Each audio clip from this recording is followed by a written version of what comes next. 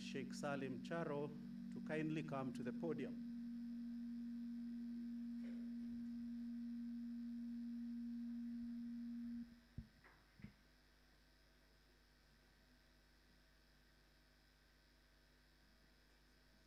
So we'll have the opening prayers while standing. Immediately after the opening prayers, we remain standing for the national anthem.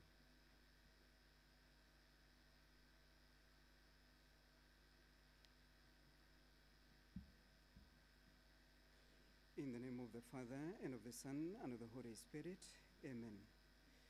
Heavenly Father, we come before you today with grateful hearts, seeking your guidance and your wisdom as we celebrate International Anti-Corruption Day with the theme of uniting with the youth against corruption and shaping tomorrow's integrity. We reflect on the theme of justice, integrity, and accountability in the fight against corruption. You are God of righteousness, truth, and light, and we ask you to lead us as we confront this global challenge. Lord, we acknowledge that each of us has a role to play in the pursuit of just and corruption-free society. Inspire us to be vigilant stewards of the resources and responsibilities that you have entrusted to us. May we never forget that one day we will stand before you, the Supreme Judge, to give an account of how we have managed what you placed in our care.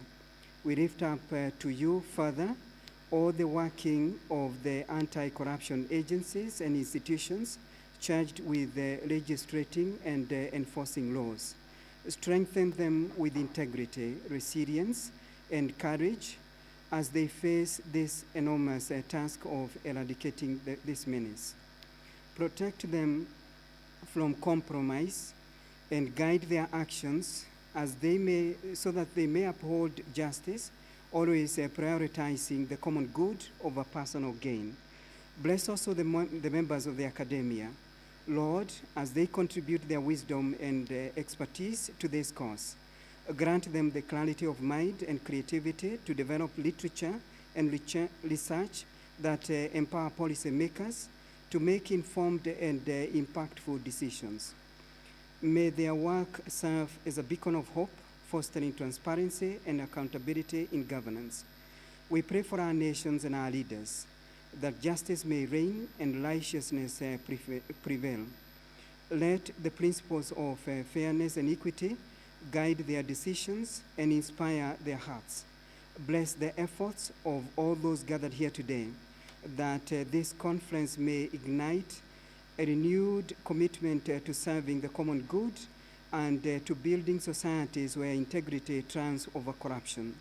Heavenly Father, as we engage in discussions, sharing ideas and solutions, may your Spirit guide our thoughts and actions. Help us to listen with open hearts, speak with wisdom, and act with courage and determination. Unite us in purpose, that we may leave this gathering more empowered and inspired to be agents of change in our communities and beyond. We place our trust in you, Lord, knowing that with you all things are possible. May your will be done in our efforts, and may we reflect your light in all that we do. We ask this through Christ our Lord. In the name of the Father, and of the Son, and of the Holy Spirit. Shall we continue in prayer?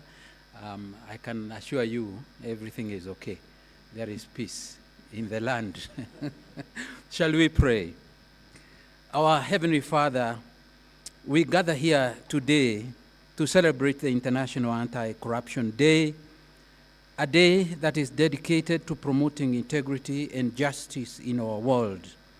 We thank you for the gift of our youth, a time when they have energy, idealism, and potential.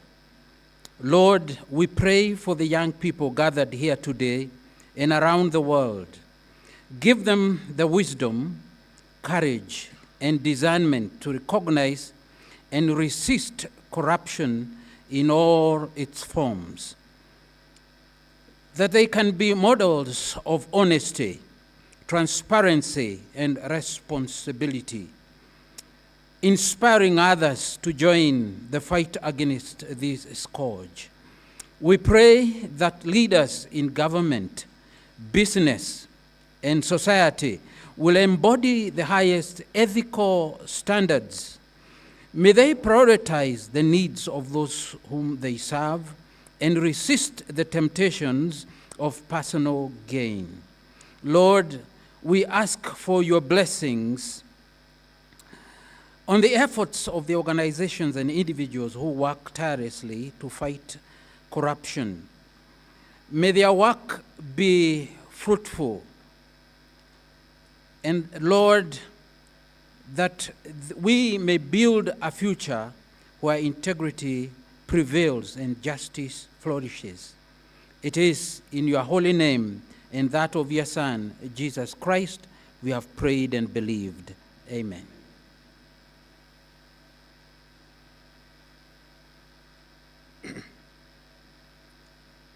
Let's continue praying. A'udhu billahi minash shaitani rajim. Bismillahir Rahmanir Rahim. In the name of Allah, the most gracious, the most merciful, we thank you, Allah, for this blessed day, for the good health and for peace that you have bestowed upon us. Ya Allah, as we gather here to commemorate International Anti-Corruption Day under the theme, Uniting with Youth to Shape Tomorrow's Integrity, we humbly ask you to guide us, inspire us, and make this theme a reality.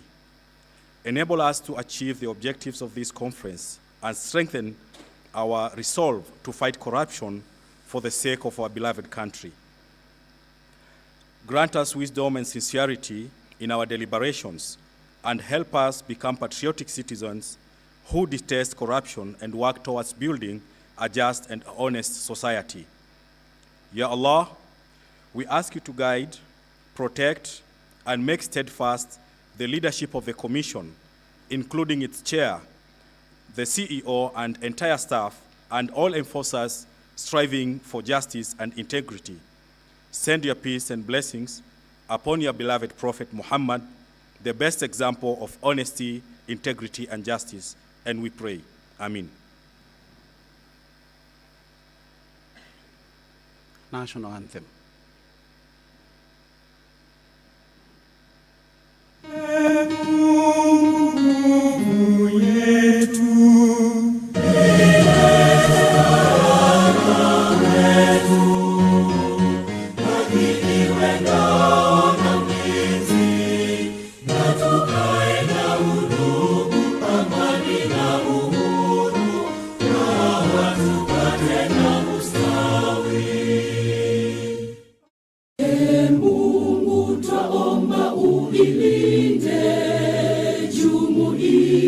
Afrika Mashariki, tuwezeshe kuishi kwa amani, tutimize na malengo yetu. Jumuiya yetu sote tuilinde, tuajibike, tuimarike. Umoja wetu ni nguzo yetu, idumu jumuiya yetu.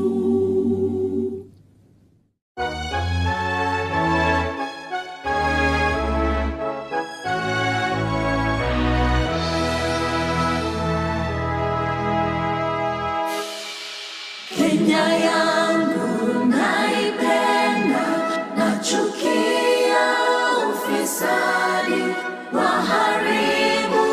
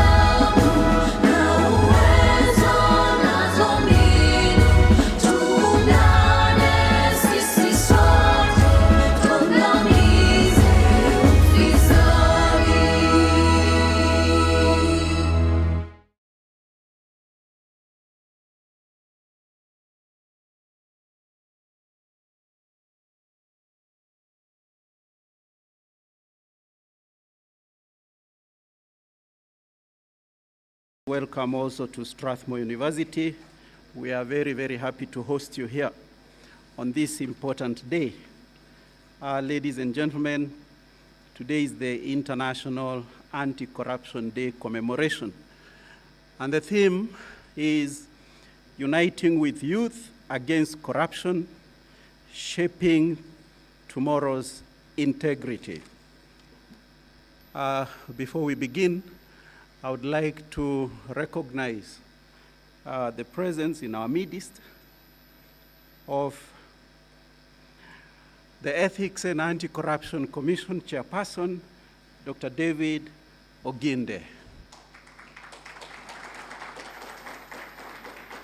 Ladies and gentlemen, we are also privileged to be present here with us, together with us, the European Union Ambassador, Her Excellency Henriette Giga, the British High Commissioner, His Excellency Neil Wigan,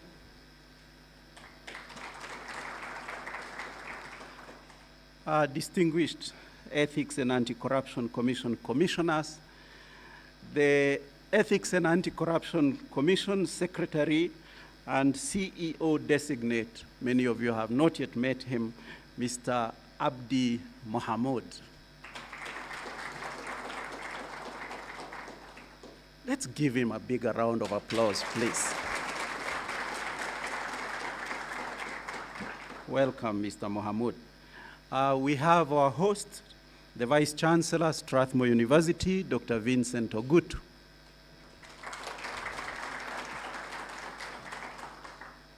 The United Nations Office on Drugs and Crime, Regional Representative, Ms. Ashati Mitol.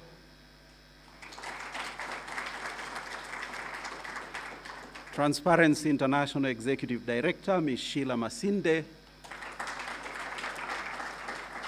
Our various development partners present, directors of the Ethics and Anti-Corruption Commission, stakeholders, representatives of the Kenya Leadership Integrity Forum.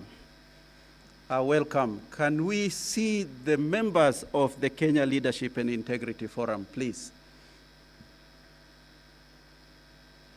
Thank you. Thank you for your presence. Various members of management and staff of Strathmore University, thank you for your presence. Members of staff of the Ethics and Anti-Corruption Commission, members of the Fourth Estate, most importantly because of our theme today, our distinguished youth and student participants. Thank you for coming. You're most welcome to today's proceedings. All welcome again to today's proceedings. I would like to start off by requesting the Dean of the Strathmore Law School, SLS, Dr. Jane Wathuta, to give us the opening remarks.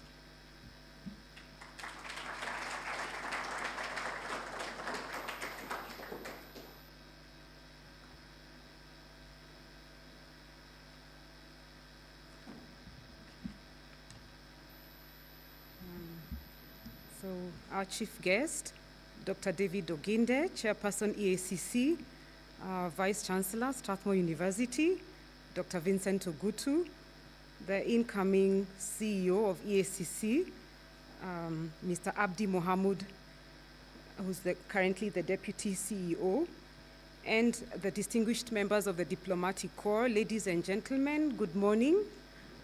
Karibuni sana Strathmore University. It's so good to have you here and to welcome you very warmly to this day. So happy International Anti-Corruption Day.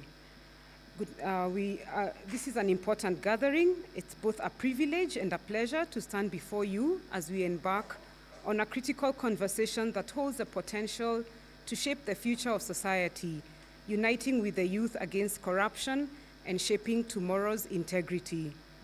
At Strathmore Law School, which I'm currently the dean and also supporting the team that is conducting this event from the Strathmore University side, we believe that integrity is not merely an abstract concept or a lofty ideal.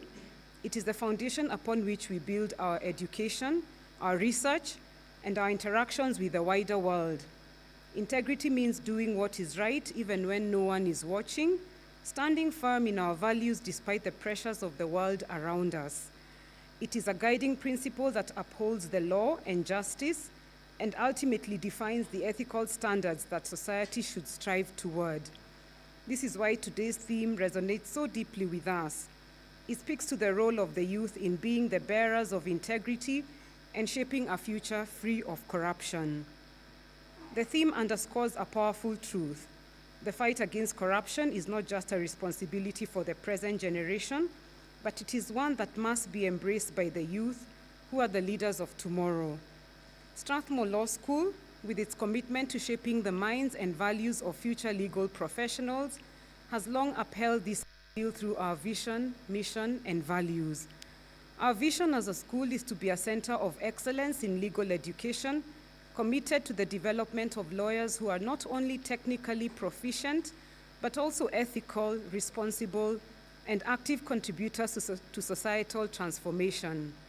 We seek to cultivate a generation of legal practitioners who will play a pivotal role in the fight against corruption, ensuring that justice prevails in all sectors of society. Our mission is to offer a holistic, values-driven education that equips our students with the knowledge, skills, and ethical foundation necessary to navigate and address complex legal and societal issues. We are committed to producing graduates who are not only knowledgeable in the law, but also deeply rooted in integrity, service to the community, and accountability. This is where our core values come into play: integrity, excellence, service, and justice. These values shape every aspect of life at Strathmore Law School. Our commitment to integrity permeates every facet of our curriculum, from the classroom to the boardroom, and it is reflected in how we engage with our students, faculty, staff, and the wider community. Ethics is not just an abstract theory at Strathmore. It is a lived experience. We believe that ethical conduct is a core element in every lesson, every case study, and every legal practice that we teach. Our students are not merely taught the letter of the law, they are mentored on how to apply these laws in ways that are just, fair, and free from corruption.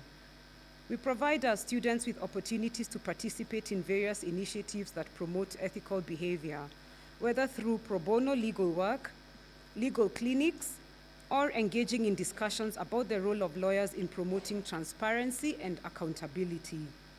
We also ensure that students understand the far-reaching consequences of corruption, not just legally, but also socially, economically, and morally. So Strathmore Law School provides more than just a legal education. It equips students with the ethical compass to be leaders who will confront corruption head-on, acting with integrity in all spheres of life. Today's gathering is a reminder of the crucial role we all play, and especially those in legal education for the law schools represented here, in fostering a corruption-free society and encouraging the youth to take up this mantle. As we delve into this dialogue, I am now honored to invite the Vice Chancellor of Strathmore University, whose leadership and vision have been instrumental in promoting ethical practices across the university. The Vice Chancellor will share with us some insightful reflections on how we can continue to empower the youth and champion integrity across all sectors. Please join me in welcoming Dr. Vincent Ogutu, Vice Chancellor of Strathmore University. Thank you.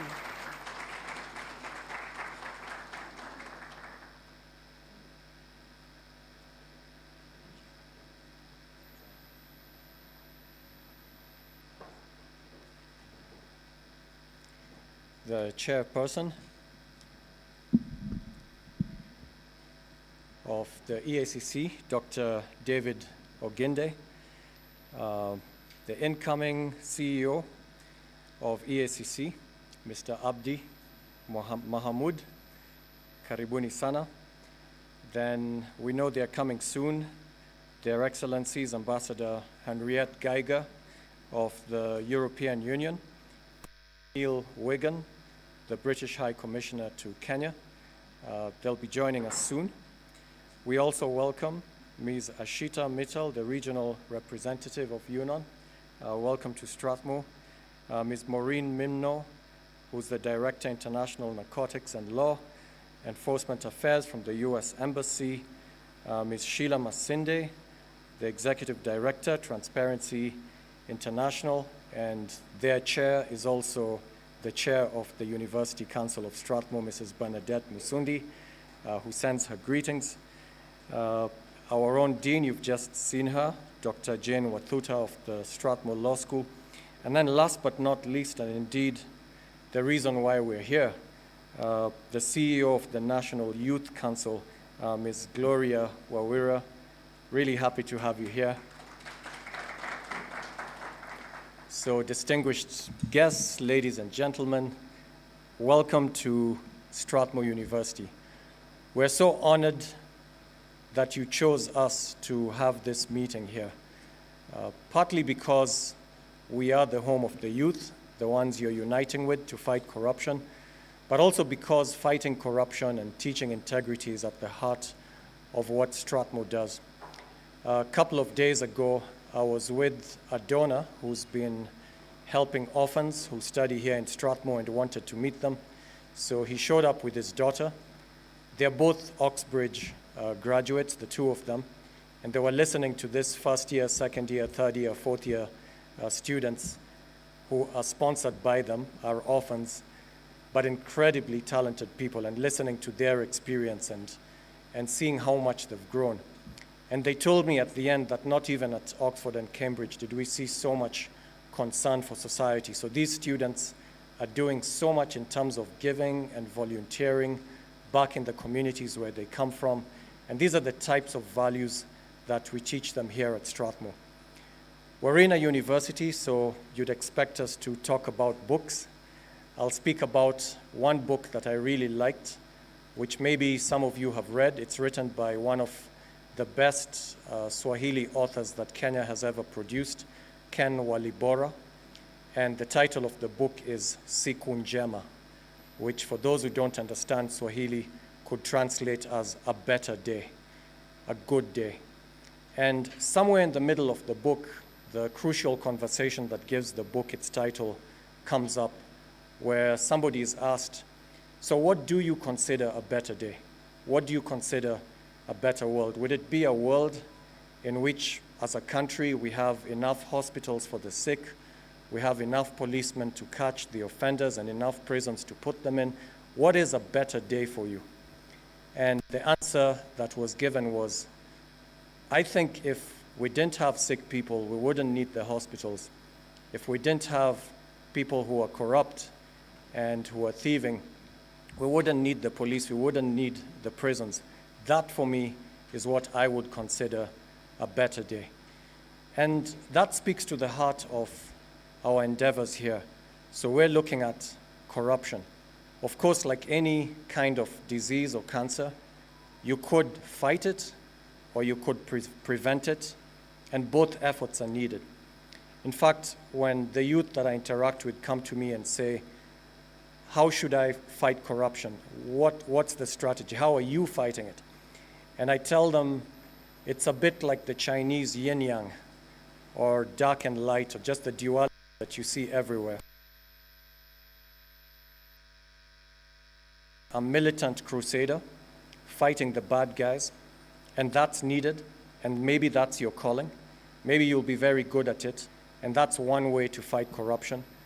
And that's what doctors do. They fight maladies that are already plaguing us. Or you could take the preventative route, where you're trying to prevent corruption, you're trying to grow the sort of attitudes and values that would make you not be corrupt in the first place. And that's a valid way to approach it as well. In the words of the founder of this university, the person who inspired that's Saint Josemaria Escriva, is now canonized as a saint. So he would talk about drowning evil in an abundance of good. So yes, you could take out your sword and fight evil, or you could just try and drown it and smother it with an abundance of good. So imagine we had enough people, a critical mass of people who won't be corrupt, of people just doing good, wishing well for others, not being greedy, then we would drown evil in an abundance of good. And that's a valid approach to fighting corruption as well, and we take here at Strathmore. But in order to do that, you have to find out what causes corruption in the first place. You have to bring research to bear on this beast. What sort of a beast is it? How does it even arise? What causes that? And then go to the root cause. So we're not interested in treating symptoms, we're interested in the source of the problem. And so at Strathmore, we teach them, in addition to the technical skills and competencies that you'd expect us to teach them, we also teach them anthropology, we teach them ethics, we teach them philosophy. And when they come, they say, why am I doing this? This has nothing to do with my career. This has nothing to do with what industry is expecting of me. Couldn't be further from the truth. So we explain to them, this is at the center of everything you'll ever do. And it all starts with anthropology. Just studying humans and understanding why we're here. Why are people corrupt? Because they don't know the correct answer to that. They don't know why we're here. They actually just believe the narrative that's been given to them, that they've been socialized into over the years, about what the real measure of success is in life. So they think if you have those flashy cars, you have that fancy mansion, you have people running to your beck and call, you're extremely wealthy and powerful, that's the measure of success and the source of happiness, because that's what everyone is after when all is said and done. So we try to deconstruct that and to tell them, just peel behind all of that and check if they're really happy. See if that strategy has served them well and if they've actually succeeded. And then we proceed to explain to them who we really are as humans and what success really is, where you can actually find happiness, and it's not in any of those places. It's quite the opposite. So instead of being greedy, robbing your neighbor, enriching yourself, not caring what happens to them, and hoping you will be happy, doing the exact opposite is what would make you happy. Taking care of your neighbor, caring for them, making sacrifices for them. It's counterintuitive. It goes against the grain and everything everyone's telling you about success. But like we say in universities, it's an empirical question.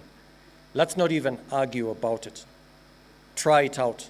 See whether it works or not. Let the data tell the story.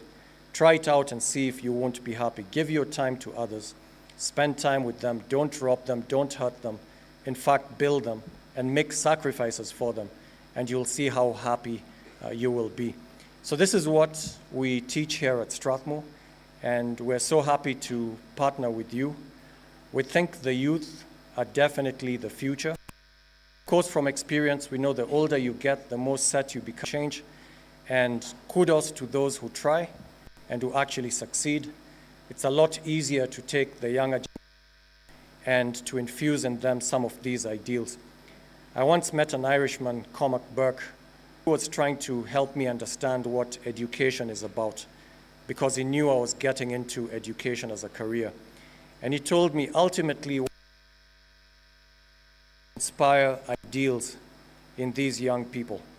So yes, you can teach them whatever it is you're going to teach them, but in every single lesson, in every single interaction, you're trying to wake up certain ideals in them. Thankfully, in our country, we saw that this year. The younger generation do have ideals. They do have high expectations, and they expect nothing but the best from us. So they've already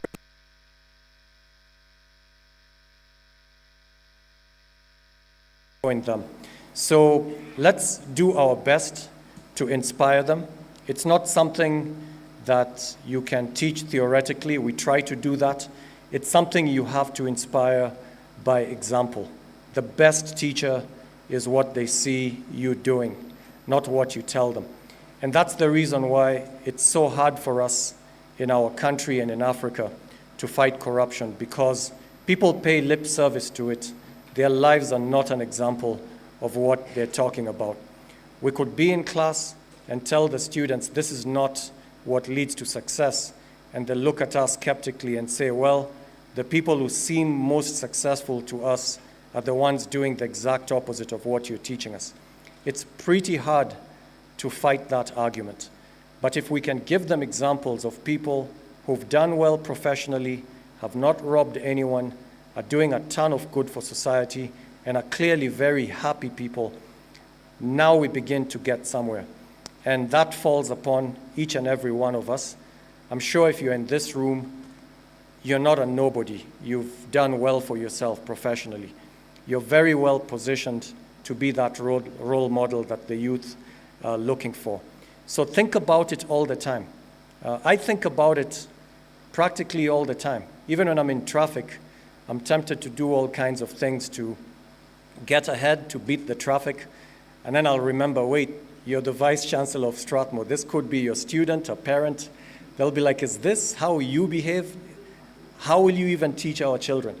So I'm constantly reminded about the need to set a good example. And at first it might seem like it's limiting, but when it grows, you let it, grow in you, then you'll actually see that it's a pleasure to be held to account, to be held to a high standard. And when you do it, you are happy about yourself. And so I invite all of you to keep remembering that the best teacher is your example, and people are looking up to you, and that's the best gift that you can give them. So I wish all of us here a fantastic morning where we deliberate on these issues, not theoretically, like people who really want to have an impact. If you're in a position of influence, apart from that advice I've given about giving a good example, the only other advice I'll leave you with is courage. Have the courage to do the right thing. No matter what pressure you're facing from whoever, have the courage to do the right thing. You'll never regret it. We're told the truth shall set you free. It might lead to your death, but that'll set you free. It'll set a lot of people free. It takes a lot of courage to live a life of integrity, to just commit to saying the truth all the time, to living a life that is aligned with what you're saying. You're not thinking one thing, saying something else, and doing something. All three are aligned. Very, very, very hard to do. I've been pushing it lately, and it's a message that's resonating with people, and I'm telling them it's not easy. We lie so often about even ridiculous things like how far are you along in that assignment? 80% done, you've not even started. If we were just truthful, even in the basic tiny interactions of every day, we'd get into a lot of trouble. That's why we lie. We want to avoid the trouble. But only at first. Once it gets known that you say what you mean, we can count on you to keep your word. You're a man or woman of your word. That is priceless. That is the best CV you could display. If people know you to be a truthful person, that is so powerful. And then it basically means you can't be bought, you can't be intimidated, because you're ready to pay the ultimate price. You don't care. Now when you do that, you become free. That's why the truth shall set you free. You know no one can stop you. Literally no one can stop you if you commit to live a life of truth and integrity. So all the best in the deliberations today. Thank you for honoring us with your presence. Let's actually win this battle. Thank you.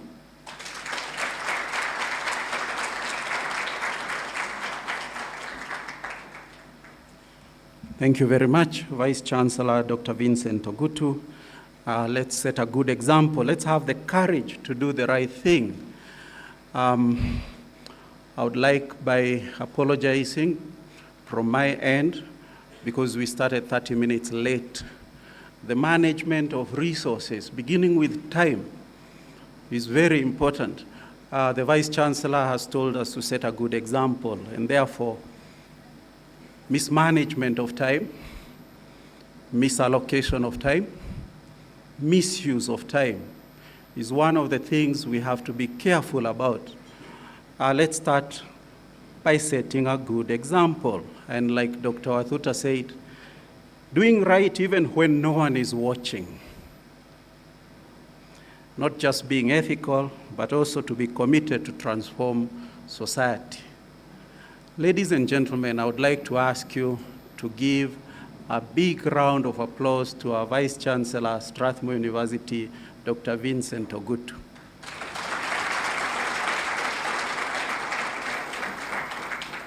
As the Vice Chancellor said, Strathmore University is very proud to partner with the Ethics and Anti-Corruption Commission in today's proceedings, and therefore now it is my big pleasure to ask Mr. Jackson Mue to lead us in the next stage of the proceedings. Mr. Mue.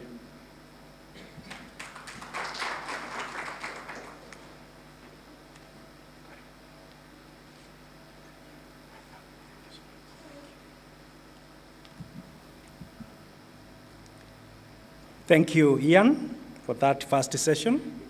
The Chairperson, Ethics and Anti-Corruption Commission, the EU Ambassador, who is joining us shortly, Her Excellency Henriette Giga, the British High Commissioner, who is also joining us shortly, His Excellency Neil Wigan, ESCC Commissioners, the Secretary Chief Executive Officer, ESCC in the Signet, Mr. Habdi Mahmood, the Vice Chancellor to us, Strathmore University, UNODC Regional Representative, Ms. Ashat Mito, the TI Executive Director, Ms. Sheila Masinde, the CEO, National Youth Council, Ms. Gloria Wawira, development partners present, staff of ESCC, the CLIP, the Kenya Leadership and Integrity Forum representatives, staff of Strathmore University, students of Strathmore University, youth participants in our midst, good morning. We are starting the next session because the fight against corruption requires collaborative efforts, and therefore the next set of remarks we are going to receive are from stakeholders who are critical in the fight against corruption. Before I bring the first stakeholder to make his remarks, I just want to make one announcement. My colleagues has already talked about time.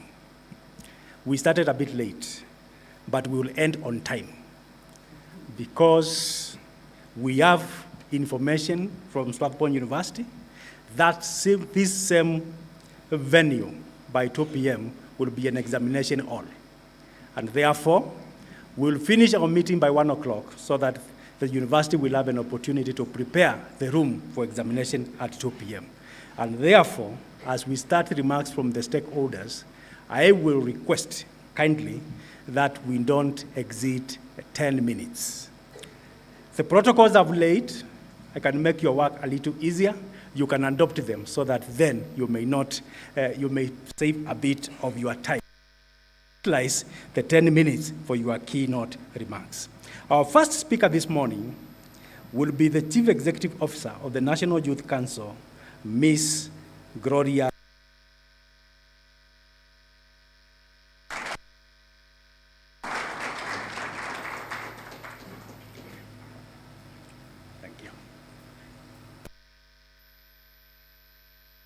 Good morning. Allow me to stand on the protocols as already established and add, and the youth in this room this morning, how are you all doing? Young people, are you there? I can't hear you. Young people, are you there? Yes. Thank you. Allow me to say that it's an honor to address you today as we observe International Anti-Corruption Day. It's a significant moment for us to reflect on our collective commitment to combating corruption. Our theme, Uniting with Youth Against Corruption and Shaping Tomorrow's Integrity, underscores the vital role of young people in promoting governance and sustainable development. Corruption erodes public trust. It's also evidence of our failures to uphold integrity, patriotism, and the rule of law, all which are values for which we have established in our Constitution of Kenya. At the National Youth Council, we are partner with all the partners here present as we observe this day, recognizing that addressing corruption requires significant collaboration, and it requires a unified approach where all sectors of society, including the youth, work together to address this scourge. Turning to the youth, Kenya's youth represent a significant demographic in our fight against corruption. They account for 15 to 18% of our population, and they bring energy, innovation, and determination to efforts that aim to create a transparent and accountable society. In June this year, we witnessed youth-led demonstrations demanding accountability and mutual respect of citizens. It was evident that Kenya's youth are ready to engage meaningfully in contributing to national discourse, and this is likely because they are also the most victimized by the outcomes and the impact of corruption in their lives. At the National Youth Council, our mission is to amplify the voices of youth. On Monday, 2nd December, we had the privilege of partnering with UNODC in hosting the National Youth Forum on Corruption. The forum provided an invaluable platform for young people to share their perspectives on the impact of corruption on their lives and to propose innovative approaches to addressing the scourge.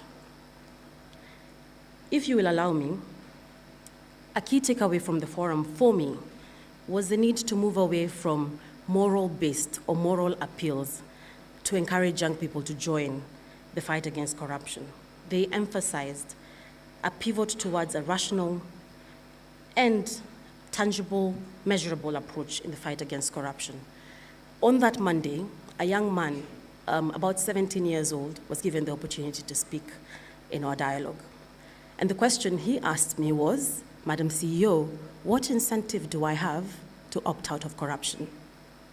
And when I say a young man, I mean a very young man, just on his way to university, hopefully here at Strathmore.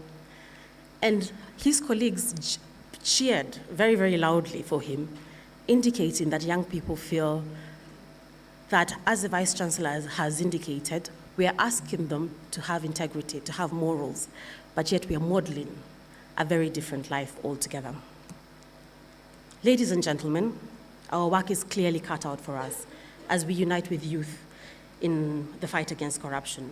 Allow me to very briefly highlight the recommendations put forward by the youth in the Anti-Corruption Action Plan for Kenya.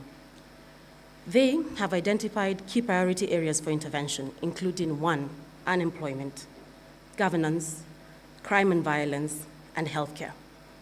They are calling for collective action to address unemployment. They are asking for enhanced anti-corruption education. They're asking that we strengthen the rule of law, that we tackle corruption within the healthcare sector, and improve governance. These priorities reflect the urgent need and sustained efforts to address the systemic challenges that foster, with a goal to fostering a more transparent society. So, we are deliberate in providing a platform for young people to contribute to national governance. We consistently advocate for youth engagement in leadership. A significant milestone for us is the UP elections. They are scheduled for the first quarter of 2025. These elections are an opportunity for young people to elect representatives to advocate for their priorities and their concerns. Moreover, we continue to run robust programming anchored on the constitutional imperative to enable young people to engage, participate, and be represented. These programs include WAZO, which is geared towards addressing unemployment, Lendo, designed to encourage civic engagement for young people, and Fursa, a program targeted at marginalized youth, encouraging them to take up opportunities made available to them through various channels of government partners here present. I want to commend the strides made here by the partners in this room. The EACC has integrity clubs in schools, the UNODC has established the Grace Network, and all the partners here present, Transparency International, and Strathmore University. The fight against corruption is a shared responsibility. It requires collaboration between government, civil society, private sector, and the youth. Only through coordinated efforts can we create systems that promote accountability and fairness. As I conclude, allow me to reiterate that the young people of this country and the National Youth Council prioritize partnerships and collaboration. We are keen to continue to strengthen and deepen the fruitful working partnerships in this room. As we reflect on let us commit to fostering transparency, accountability at every level of society. Together we can create a future where integrity is a cornerstone of governance and corruption is no longer an obstacle for our youth or for our national progress. I thank you.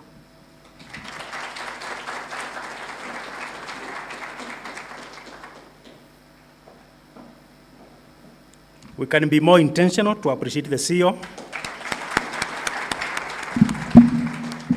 Thank you, CEO, National Youth Council. I think this theme has come the right time. I looked at statistics and I noted in the year 2020, the Kenyan population was about 47.6 million. And out of the 46.7 million in the year 2020, 35 million were people below the age of 35. And therefore, this country belongs to the youth. And this theme is timely. Allow me to invite the next speaker, who is none other than Ms. Sheila Masinde from Transparency International, to speak on behalf of the non-state active.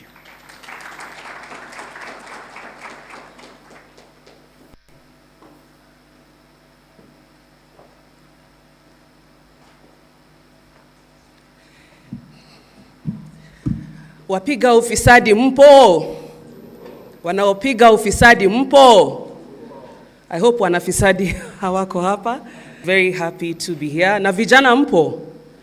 Siwaski. Next time we need the youth at the front. Some of us who left the youth almost 8 years ago, sometimes I feel like I should be in a museum. As the previous speaker has said, that the future belongs to the youth, and there's every reason why we need to engage more young people in the fight against corruption. So I stand on the protocols that have been previously set. All distinguished guests, ladies and gentlemen, thank you very much. We're very happy as Transparency International Kenya to be supporting this event today. It's among many events we have supported in the last week and also running today to mark this very important day in the calendar of anti-corruption fighters. That's the International Anti-Corruption Day. We've had events in Mombasa, in Nakuru, and tonight we'll be rewarding people who have really fought. Everyone today is, just think of a moment. For me, maybe I'm thinking in 25 years when I retire, and I'm seated in my farm in Vihiga County, and my sons or my grandchildren, God bless me, come to me and ask me, Sheila, as the executive director of Transparency International, or in all the years that you are in TI or in the sector fighting corruption, what did you do? As a person, as a private citizen of this country, but also in the office that I hold. Did I have courage? Was I committed? Was I bold to face the corrupt? Because sometimes when I sit back and look at what's happening in this country, I feel that many of us are not stepping forward to hold our mandates and just take responsibility to fight this dragon, and we must. Many of us here are seated in very privileged positions of leadership, but what are you doing to fight corruption? Are we fearful of the corrupt? Or are we ready to take them head on? That is a challenge I have for you today. Because we must protect this country, we must give something to our young people. We always say that you want your children or your offspring to have a better life than you had. But where you're going, honestly, where we are going, I don't know what country you're going to hand over to our children. If we continue to witness on the sidelines, if we continue to sit on the fence and let the corrupt take over this country, because they are taking over this country. And we see it every day. We've seen it in the Adani deals, we've seen it in all these housing scandals and everything. And my question is, what are we doing? What are we doing? What will we tell our children when the time comes to account for what we have been working on?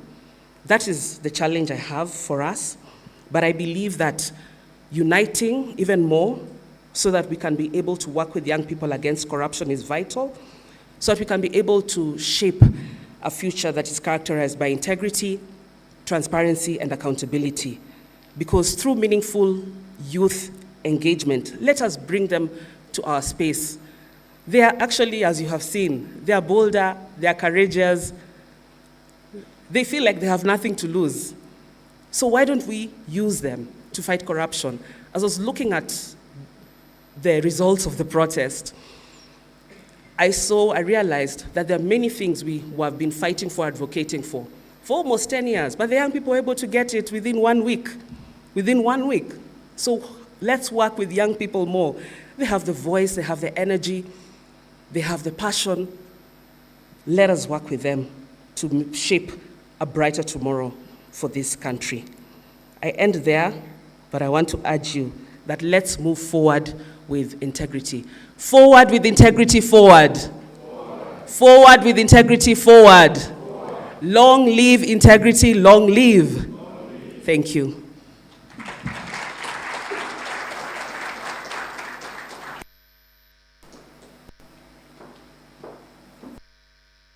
We can appreciate Madam Sheila. Thank you, Sheila, for those words of encouragement, which are very relevant for this theme. Group, some of the youth presented here.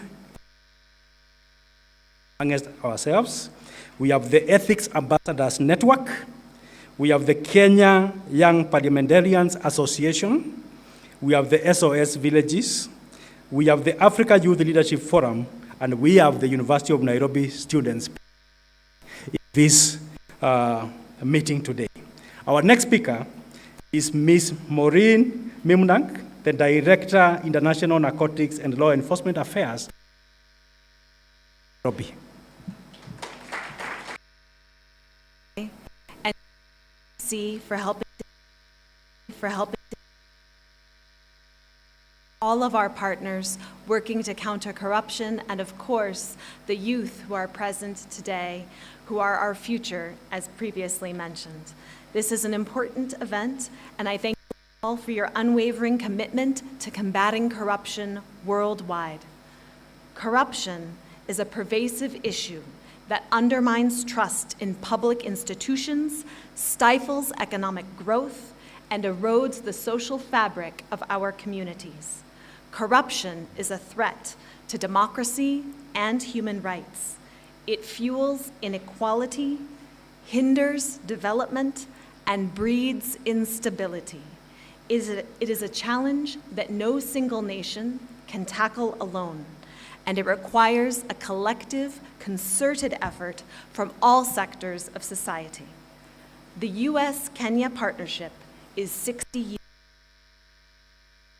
longer. President Ruto to Washington in his historic state visit earlier this year, our two nations have shared responsibility to meet together as partners for security, for prosperity, for innovation, and most importantly, in Nairobi, Department of State's International Narcotics and Law Enforcement Affairs Bureau, better known as INL. We are your partners as we strive to promote justice and rule of law around the world, and specifically counter corruption. This common cause is what brings us together today, reinforcing our commitment to democratic reform and rights respecting civilian security. Corruption poses an existential threat to prosperity, security, and democracy around the world. As previously noted, it is a cancer that weakens every pillar of society. It fuels extortion and discrimination, it subverts democracy and the rule of law, and it denies people their freedoms, their rights, and their futures. When officials steal from their citizens or flout the rule of law, honest businesses cannot compete. Poverty grows, conflict deepens, and trust in government plummets. I believe all of us here are fully aware of how destabilizing it can be when citizens lose their faith in the institutions that are meant to serve them. Today, we reaffirm our commitment to supporting anti-corruption initiatives and strengthening institutions that uphold the rule of law. We recognize the vital role of civil society, the private sector, and international partners in this endeavor. Together, we can create a future where integrity prevails and corruption is no longer a barrier to progress. We acknowledge the progress Kenya has made in terms of police accountability and human-centered security, while recognizing that much work remains to be done. The Gen Z protesters called out corruption as a critical challenge, and the governing institutions must answer that call from the Kenyan people. We encourage continued efforts to strengthen the rule of law, champion anti-corruption initiatives, and advance accountability. Thank us to UNODC for organizing, our EACC partners, and all of the youth who are going to make a difference today and every day going forward. It is your dedication to this critical cause that will make a difference. Thank you.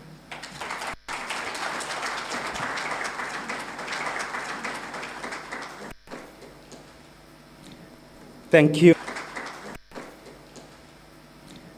Thank you, Maureen, for those on behalf of the U.S. Embassy. Our next speaker will be the representative of the UNODC, and this is Ms. Ashita Mittal. Welcome, Madam.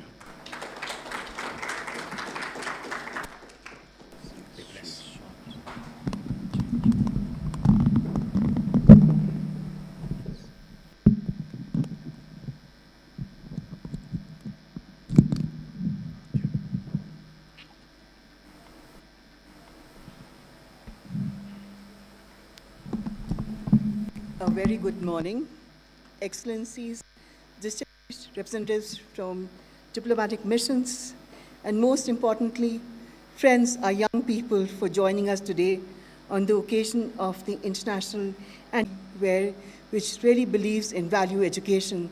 Thank you, Vice Chancellor, sir, for highlighting that in your speech. I believe that youth are not just the future, they are our present. And as was said, they really shape up all our countries. I come from India, so the issues of corruption are not central only to Kenya, but this is really a worldwide issue that requires all of us to come together in the faith and belief that we can change. We can change for the better. We can change our present and future by believing in that it's possible to be transparent, to have integrity and accountability in what we do and what we say. I extend my hearty congratulations to the Kenya Leadership Integrity Forum for organizing this event under the leadership of the Attorney General and the patronage of the Honorable President of the Republic of Kenya.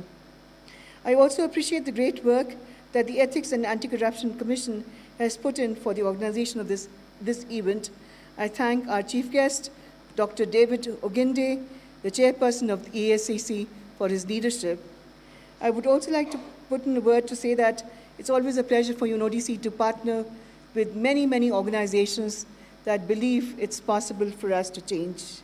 I want to thank EACC for the continuous partnership and cooperation with UNODC over the years in fighting corruption and promoting integrity in Kenya and in the region. It is not an event, it's a long journey in which we all need to partner together. Mr. Chairperson, allow me to also appreciate our key throughout the years.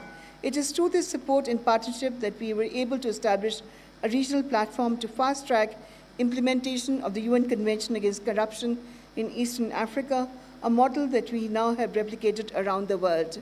Believe me, these are just some of the activities that we are doing. Women are actually our best teachers. There is a pure mind that is corrupted. I always take a glass of water and say, you put a drop of water and say, you put a drop of ink in it, the color of that water will change.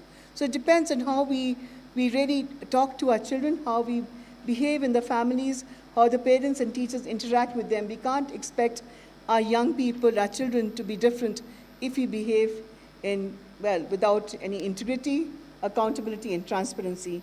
And they know better. And today, the technology also tells us that nothing is invisible. till we want it to be invisible. Excellencies, young people are dynamic leaders. I'm not going to pontify. This is not a moral issue. It's really an imperative that requires attention and engagement of everybody. The challenges facing our world today are profound and interconnected, from climate change and escalating armed conflicts to widening inequalities and the exclusion of marginalized communities. These issues define our era. Corruption amplifies these challenges, draining resources from essential public services, undermining democracy and deepening disenfranchisement, particularly amongst young people who often feel alienated from political processes. But we were all young at one point of time, and I can tell you, because if you believe in something, you're able to also make sure that it happens. And therefore, the political process is when you start asking a question. That's the first step for political engagement. Last year marked the halfway point in the implementation of the 2030 Agenda for Sustainable Development. Yet, as we assess our progress, the mounting global concern is clear. We risk falling short of achieving the 17 Sustainable Development Goals. At the core of this shortfall lies a lack of resources.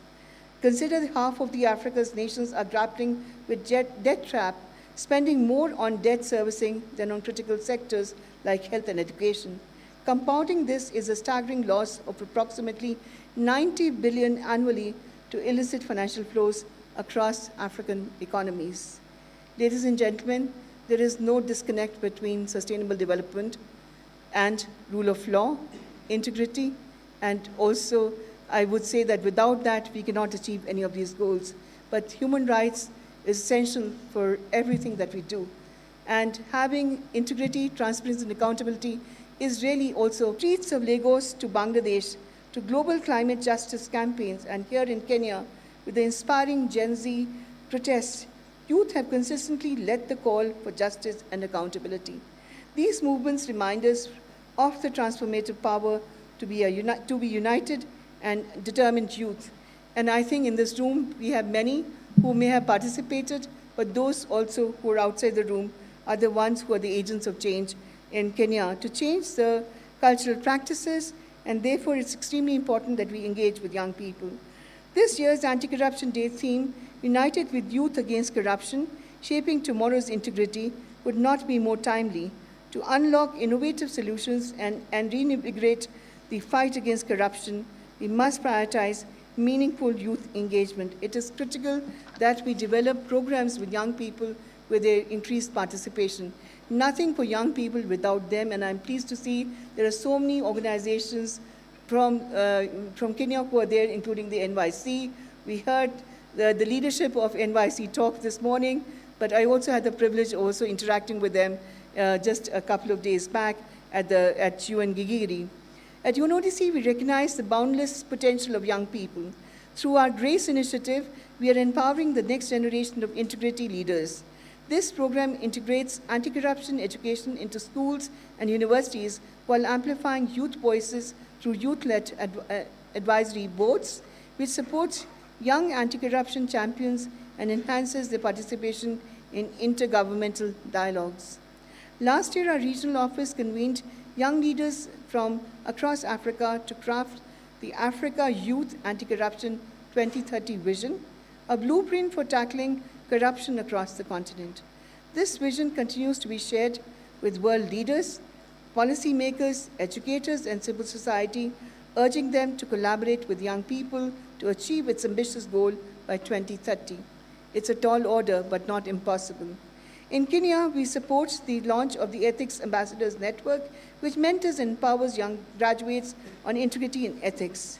We have also seen creative power of youth through the Youth Anti-Corruption Hackathons, where young innovators develop tech-driven solutions to address corruption. I encourage the youth of Kenya to continue to leveraging emerging technologies like blockchain, artificial intelligence, and online platforms to enhance transparency, improve access to information, and develop tools for anonymous reporting of corrupt practices. I really wish and hope that we have a strong whistleblower protection laws in the country that allow for more people to come forward and talk about practices that would not have been unearthed had it not been for the will and the confidence of those people who did come forward and share. Just last week, we hosted the Kenya Youth National Forum at the UN office in Nairobi.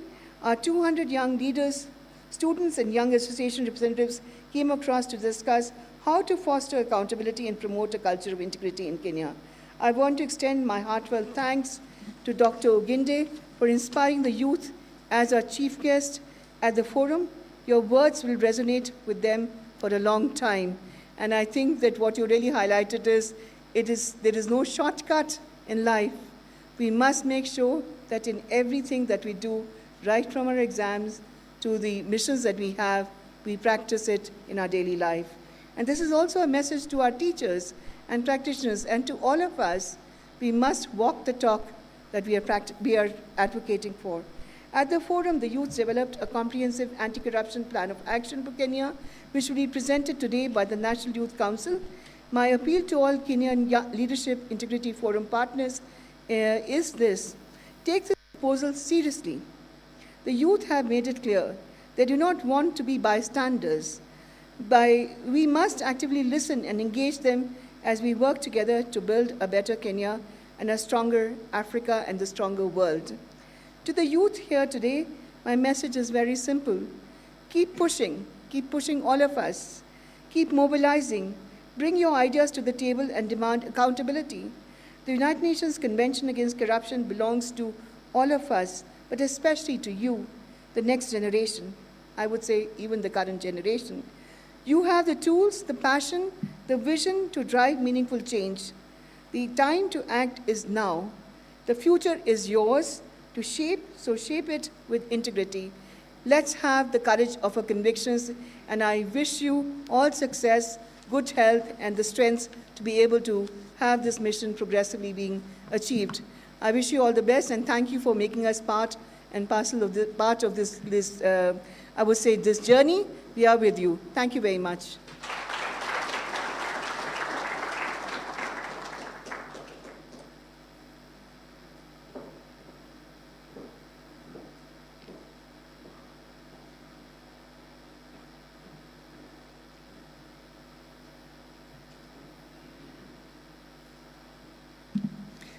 Thank you, Madam Ashida, for those very powerful comments. The UNODC is a critical partner in the fight against corruption in Kenya, and the EACC is particularly very grateful for being part of the Plead 2 program, which UNODC and the EU ambassador are spearheading.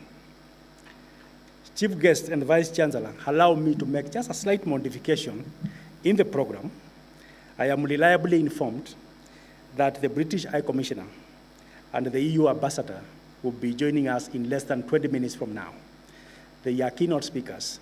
And with your permission, allow me to invite just some, because this is a youth forum, just to allow some youth leaders, each 2 minutes, just to say something as we wait for the ambassadors.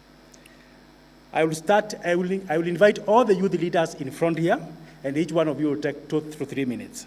I would love the youth from Strathmore University, the leader, come forward. I will have the Ethics Ambassadors Network, the leader, you come forward. I will have the Kenya Young Parliamentarian Association, leader, come forward. I will have the SOS Villages, leader, come forward. The African Youth Leadership Forum, the leader, come forward. And the leader who is leading the delegation from the University of Nairobi. You can all come forward. Please join me. Please join me. This is your day, so come forward.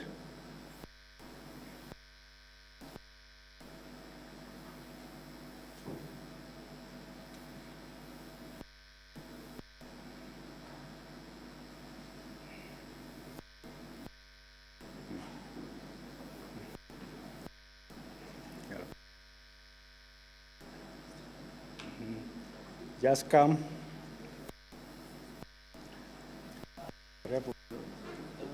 Strathmore. Yeah, ambassadors. Strathmore. Okay.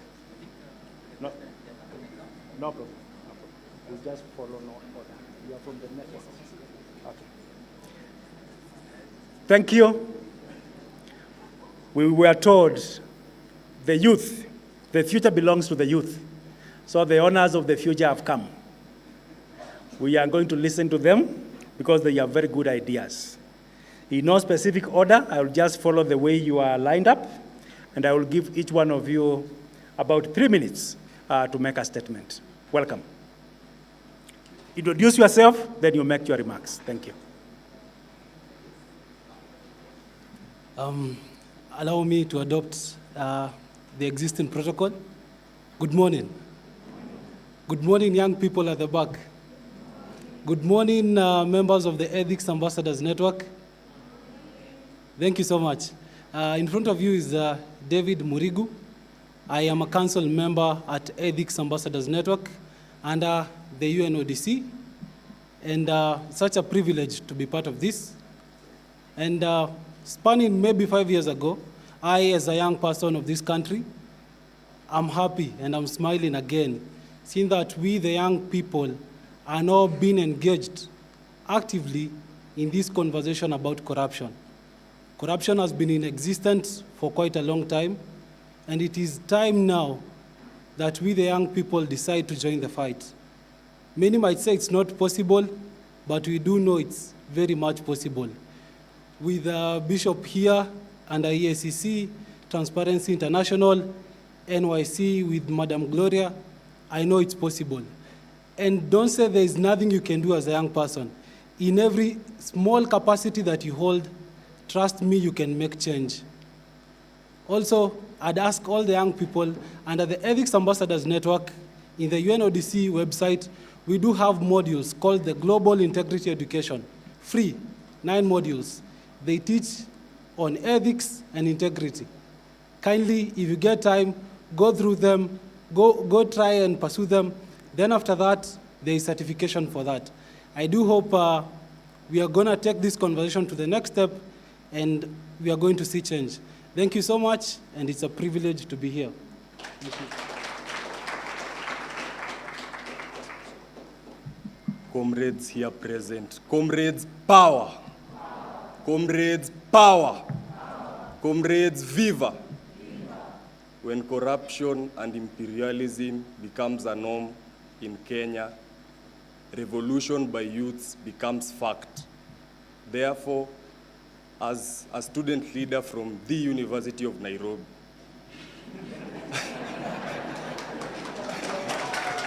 and do what youths want to be done. I want to urge the comrades who are here, don't fear. Leadership is not given, leadership is taken. Take these opportunities. We are only 4 of us here, 5. I expected at least 10 in front of here, but we are afraid. So the influential leaders that are here have the courage and morale to bring up leaders, make change, ensure that as you leave the podium when you are old, have the bragging rights of saying that I helped Kamau become a leader, he's now an MP, and I'm proud that he has no case implicating him of corruption. With that, I believe that we'll change and we'll make Kenya a more prosperous nation. Comrades, power! Power. Comrades, viva! Viva! Strong. Yes, good morning. Viva comrades, viva. Viva comrades, viva. Down with corruption, down. Down with corruption, down. Forward with integrity, forward. I am Jared Oye, co-founder of Front for Economic Freedom, FEF. As the say goes, that the old knows the way, but we the young people have the energy to move so fast in that way. It is so good that the EAC, to be very specific, that has been at the center in our country fighting corruption. I think today, or in the recent past, it has been an organization that has been there for the retirees. And we were trying to check online that who is the youngest commissioner in that commission? Do we have young people in that commission? We are not going to fight corruption. We can't fight corruption. We can't fight corruption for our future. In fact, the theme of the day tells us that reshaping tomorrow's integrity. We are living today, and our country has sunk deep into the habits of corruption. Young people are not involved in this commission to fight corruption. Bishop Oginda here, who is the chairperson of EAC, is a retiree of CITAM. It's unfortunate. There's no young person there. Lastly, in a short, quick.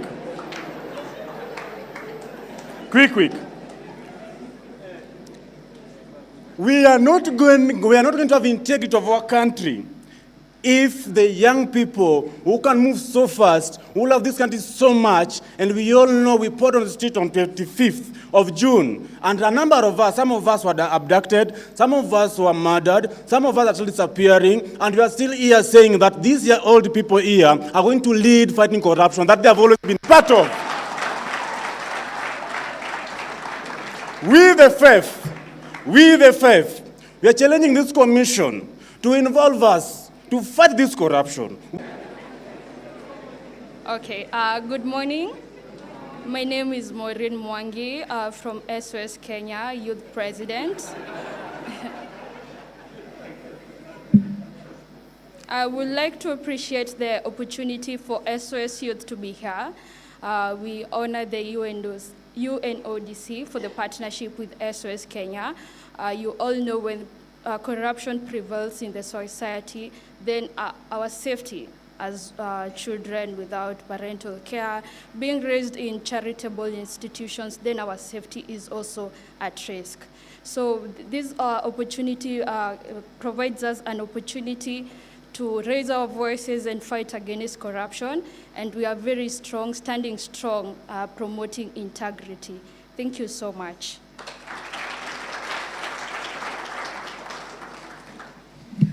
Forward, comrades, forward. Forward, comrades, forward. Forward to the comrades, forward. Forward to the reconstitution of IBC, forward. Forward to the fight against corruption, forward. Forward to the compensation of Gen Z, forward. Forward to the compensation of abductees, forward. Forward. Thank you so much. Programs Director, guests present. My name is Comrade Ken Babu. I stand in as the Programs Officer of the Kenya Young Parliamentarians Association and also the Comrade Leader of the Front for Economic Freedom. Forward, comrades, forward. Today, as we gather here, we are intentional on the issues against corruption. But seated back there, I was surprised. People were coming and talking, save for the CEO of NYC. I was seeing our fathers and our mothers taking the center stage, discussing issues that are going to affect the future, which they are not sure if they will be there. I'm not saying that they will die, but we are saying that by virtue of age and natural death, we shall be there to see the future. And therefore, I want to applaud the ESCC and the UNODC for ensuring that young people are given a platform to at least communicate what they think is right to be communicated. Comrades, power. Secondly, we want to say that corruption has led us to where we are. And it is the main reason as to why we went to the streets on 25th of June to say hi to the members of parliament who had refused to listen to the young people. That was a communication that the members of parliament should not imagine that they are far from the people. We went to parliament and said hi. Whatever the information we were taking in parliament ought to have been discussed at the grassroots levels. Comrades, power. We ought to have done public participation on the finance bill, and they should have taken our information to parliament. Instead, they imagine that they are too big to be seen. And that is what put us to parliament. We are not looking forward to go that direction. But the way situations are, the way things are moving, the way the country is being governed, the way corruption is being embraced, it is sad to say that we are likely to go back to that parliament. Comrades, as a young person, I'm so concerned that today we have 10 billionaires with 100 millions and tens of millions, poor people, and majority are young people. And that's why we are saying that the IEBC, and Bishop is here, and leaders are here, and most of you are aware as to reason as why we do not have the IEBC. Number one reason, whatever we are being told on the public is just gameplay, time management. But the main reason as to why we do not have the IEBC is to ensure that these Gen Zs, these young people are not registered as voters. But we are saying, comrades, that the day they will input the IEBC, we are going to mobilize, we are going to organize, we are going to strategize and ensure that we are all registered with main ambition to take this government home. Comrades, power! Comrades, power! Comrades, viva! Forward, forward! Forward, comrades, forward! Forward to the compensation of Gen Z, forward! Forward to the reconstitution of IBC, forward! Lastly, as I finish, because of time, and I can see my brother, the president of this institution, who is also my mentee. So the institution, the Vice Chancellor, whatever we are saying today, this young man is my mentee in the political space. So once you guys deliver him to the space, he's going to do the same thing we are doing today. So, but for today, let him be cool, because I know the rules of the space does not allow him to say anything. Now let me speak for him. I want to say that it is true that we have corrupt leaders in this country. And some of them are here. We see you in your good suits, in your nice dresses, in your smiles, in your big cars. We see you. But we are saying that 2027, we shall have a date with you. Whether you are elected, appointed, if you are appointed, we'll take your boss home. And by taking your boss home, we are certain that you will go home. If you are elected, we will take you home. These young people must take power to save this country. And I finish by saying, the future belongs to these young people. And therefore, when we are talking about the future, we must ensure that they are involved. We cannot say that we are talking about 20 years, 30 years from now, and a 25-year-old fella is not involved, and a 70-year-old guy, old man, or 70-year-old lady is taking the center stage. That person is not sure with the current situation, with the status of economy, with the status of corruption. They are not sure if they'll see the next election. Comrades, power! Comrades, forward! Comrades, forward! Daktari, you are a good man, I know you. And once a former chairperson of ESCC, Dr. Pielo Lumumba, said, Professor, that in ESCC, and I quote, you can stay longer as long as you are doing nothing. Daktari, we don't expect you to stay longer. Please do something.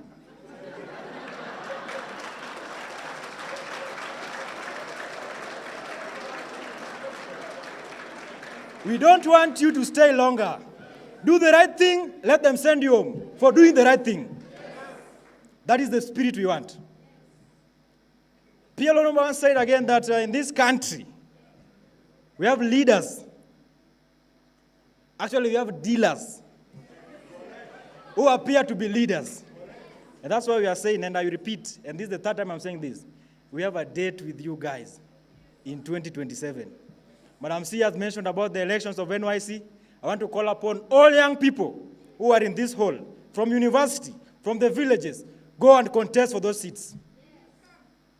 And put the CEO to question why the NYC is not functional, why the Gen Zs went to the streets, and why he intend to go back to the streets. If the NYC was functional at that time, we could have not gone to the streets. Because the issues that we are taking to the parliament through the streets ought to have been discussed by NYC. Today, as we stand here, Madam C, I want to put it clear to you, as I finish, that in my village, nobody knows NYC. Take note to that.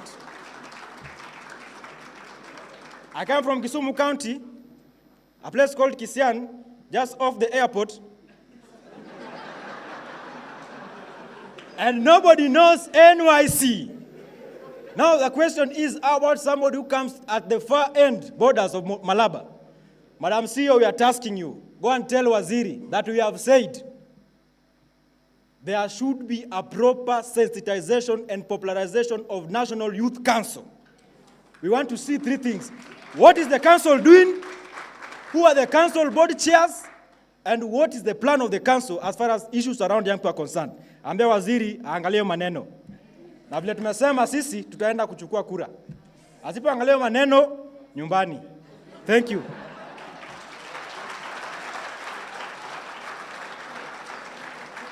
Very brief, I come from Kisumu, where General Miguna comes from, and corruption and us are like, we do not rhyme. Amen? As I'll exit the stage by dedicating to you a poem titled Building the Nation. And today, as young people, we have done our share, is it? And wanasema leo ni kesho wa jana. Kweli.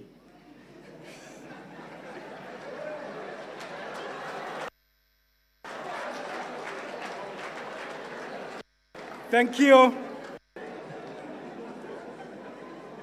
Thank you. To end that session, we are going to have the student president of Strathmore University, Edwin Makori.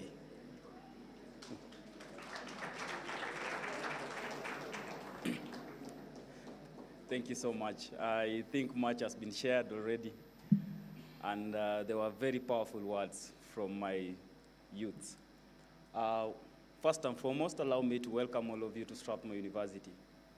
Yeah, this is the university as well. Yeah, one of the best.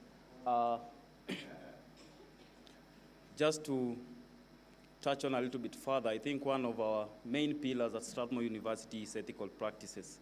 And I think the theme for today, on the International Anti-Corruption Day, Shaping the Future with the Youth Against Corruption, lies and concurrently aligns with one of our pillars, which is ethical practice.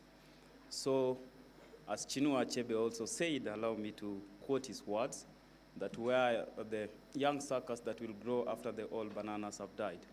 I think you are the young suckers that will grow. Ladies and gentlemen, as I conclude, the place we are living in this world is extremely serious. It's dark, and it has people who have very nefarious purposes. So it is therefore you and my responsibility to shine a light wherever you go, to lift as you rise, and if your success is just for you, that's not success. And if you have to do corruption, and then when it works to your favor, you call it connection, that's also not success. So be phenomenal, try as much as you could, and let us practice integrity. Once again, welcome to Strathmore University.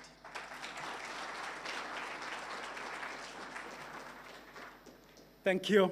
I think we all join to applaud the youth leaders who have spoken before us. They have shared their heart.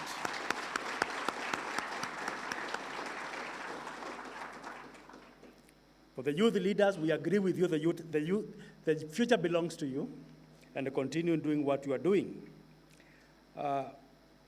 At this point, we want to continue with the program, and our next speaker will be the British High Commissioner to Kenya, His Excellency Neil Wigan.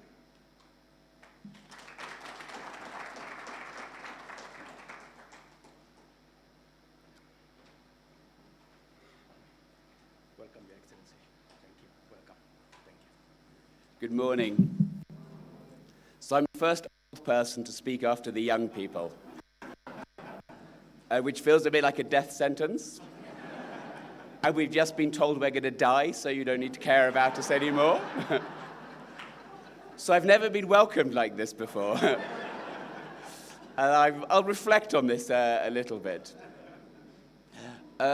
So I say as an outsider, to hear those speeches was fantastic. To hear that passion, that motivation, that energy, and that commitment coming from the young people of Kenya. And I do really want to congratulate the EACC, working with UNODC, to make today's theme about youth, to make sure that we recognize that we, the old people, that we recognize that the future are the young people, and that we need to engage you on this struggle. We saw the power of the feelings, of the emotions of the Kenyan young people in the demonstrations, and we saw how much you passionately care about this issue, how much you want to change your country for the better, and how you want to give yourselves the opportunities which, as Kenyan citizens, you have the right to do. So speaking for and with other members of the international community, I want to say that we want to be there to work with you.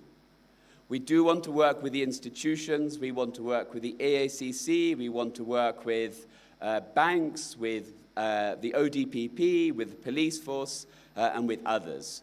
And we're committed to doing this, working with our partners to strengthen those institutions so they can make the progress on corruption that we're talking about. But we also understand that those are not the only solutions. And that's why all of us are here today, recognize that we need civil society, we need individuals, we need university, we need technology experts, we need everybody to come in and engage on this struggle as a whole of the nation's struggle to try to deal with this challenge. None of you need me to tell you anything about corruption in Kenya. You understand what the situation is, you understand what the challenge is, and you understand much better than me what the solutions are. So we're here to listen to you as you tell us what support we can do that will make the most difference. What I can say is that my government is committed to working with you on this journey. We have a new government in the UK, and today my Foreign Secretary, David Lammy, will make a series of announcements about what we, the UK, will do to tackle corruption. And we recognize that we have our responsibility back home as well. We're not going to say that we're perfect. We're not going to say that there's a problem in the UK. So we will be looking at those corrupt individuals who use institutions in the UK, who try to hide their money in the UK, to make sure that that cannot happen.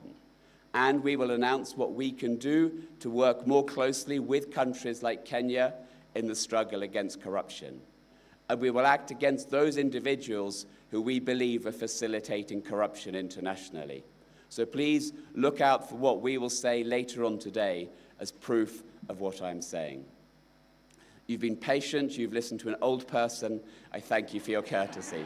Thank you.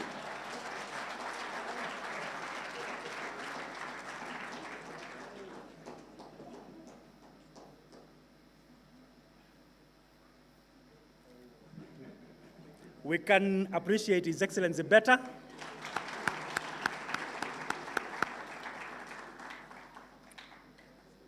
Thank you for those remarks.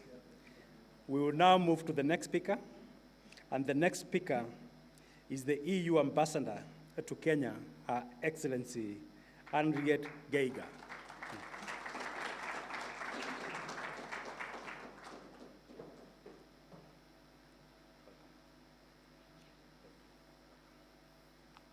Another old person. Nothing to do about this. I have to get some plastic surgery.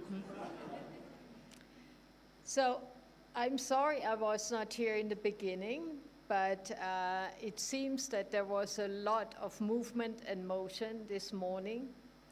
And I was very happy I immediately accepted to be speaking this morning, because this subject is so dear to my heart. And I will not repeat what Neil just said. The international community stands with Kenya in the fight against corruption. But we cannot do it for you. It's you who has to do it for yourself, for the love of your country and for the love of the generations who are coming up now. I'm utterly convinced that the demands of the Gen Zs are the ones that lead Kenya to skyrocket. If all of this would be implemented, Kenya would skyrocket. There is no limit to what Kenya can achieve. I see the potential Kenya has. The corruption is the shackle that you have, the Achilles heel of Kenya. So if you can only get rid of that, and this is something that involves the whole society. Yeah, the president needs to speak out, but it's a task for each one of us. And we are very proud that the EU can make a small contribution to that by empowering the EACC, by empowering Transparency International and others who work in that space. We have also started a program with the Adenauer Foundation to enable people in the counties to call their county governments to account. This is very important as we roll out the devolution and money gets into counties, but the accountability mechanisms are not yet established. Otherwise, the only thing we do is decentralizing corruption. This is certainly not the idea. The idea of devolution was to bring services to every single Kenyan citizen. And as I said before, we as international donors are there to support. It's up to you to use those support programs. We have a very big justice sector support reform program of 70 million euros. That program in its second phase is almost entirely dedicated to the fight against corruption. But of course, corruption is not only in the judiciary, it's a societal phenomenon. But of course, you have to start somewhere. We have been working with all the justice sector chain, all the institutions there.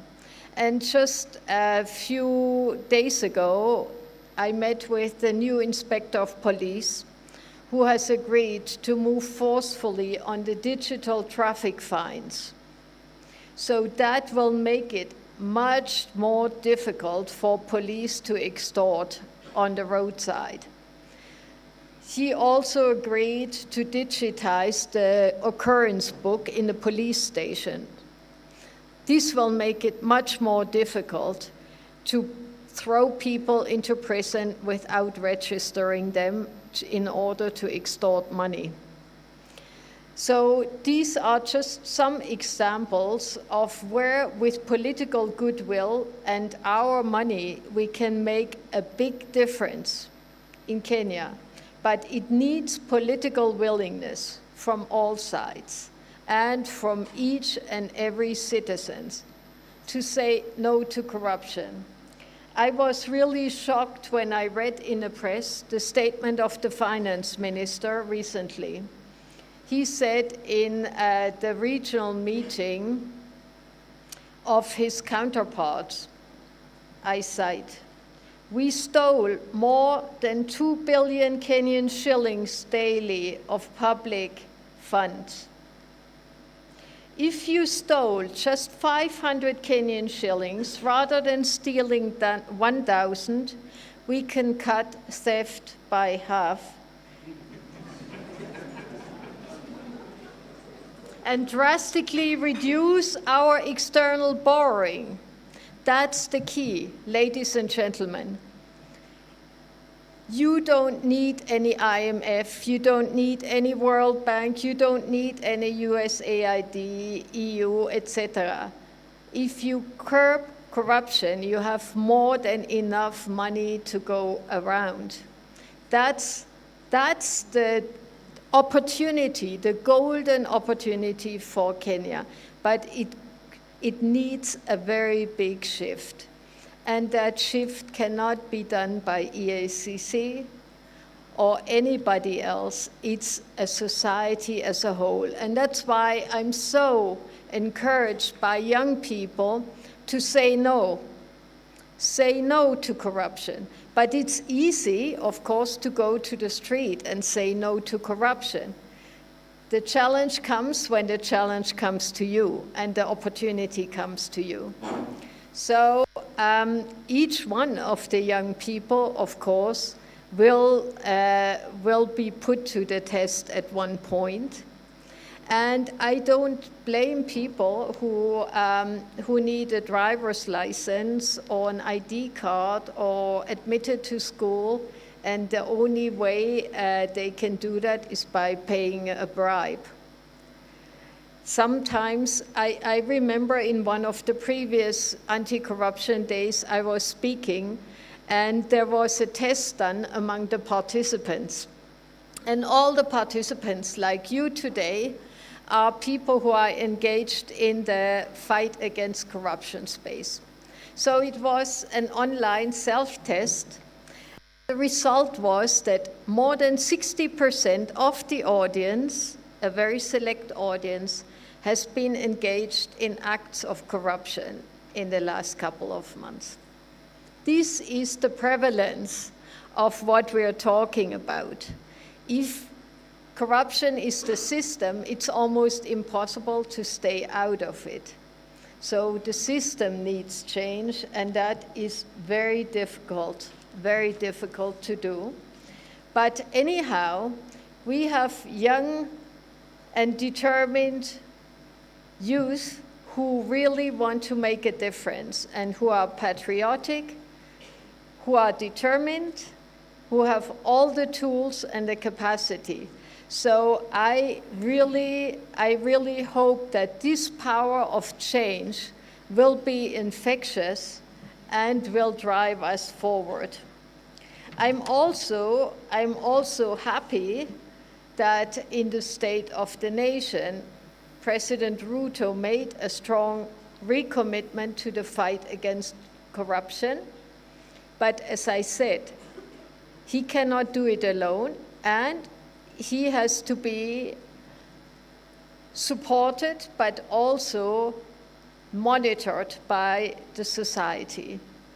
So I do think that judicial reform and independence and strengthened law enforcement, the conflict of interest bill without being watered down, the e-procurement, all of these things are important elements, but they're not sufficient by themselves. They're not sufficient. But we all know that what is needed is that perpetrators, people who engage in corrupt acts, need to be called out. So the system has to be made watertight and loopholes have to be closed.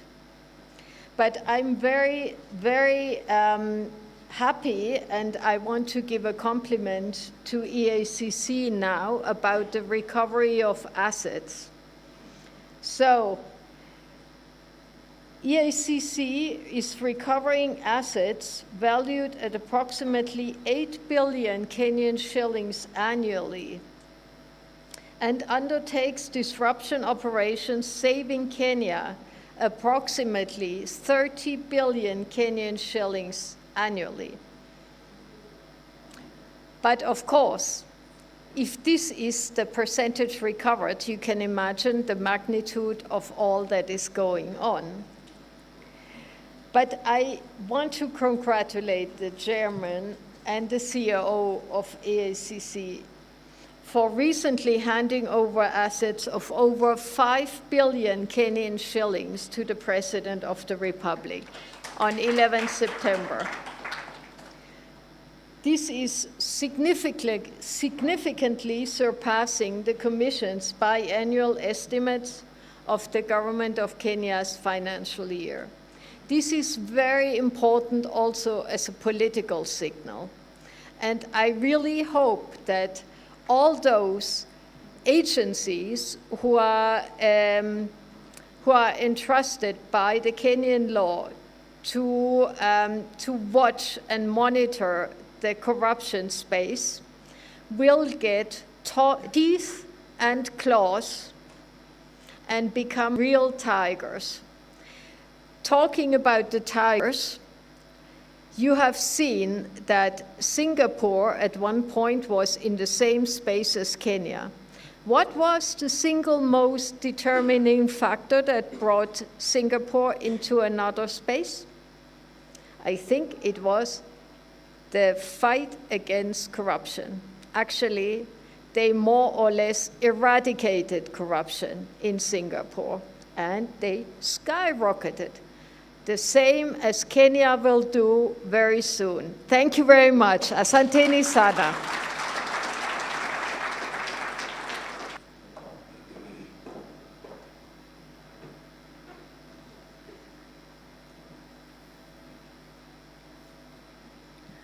We can appreciate our Excellency much better. We have been seated for a while now. I will invite us just to stand and stretch before we get into the next session. Just stand. Take a stretch. Yes. Thank you very much. We can have our seats.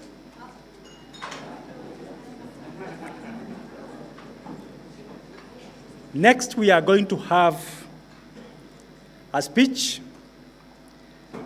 by the Secretary Chief Executive Officer, EACC Designate, Mr. Habdi Mahmood.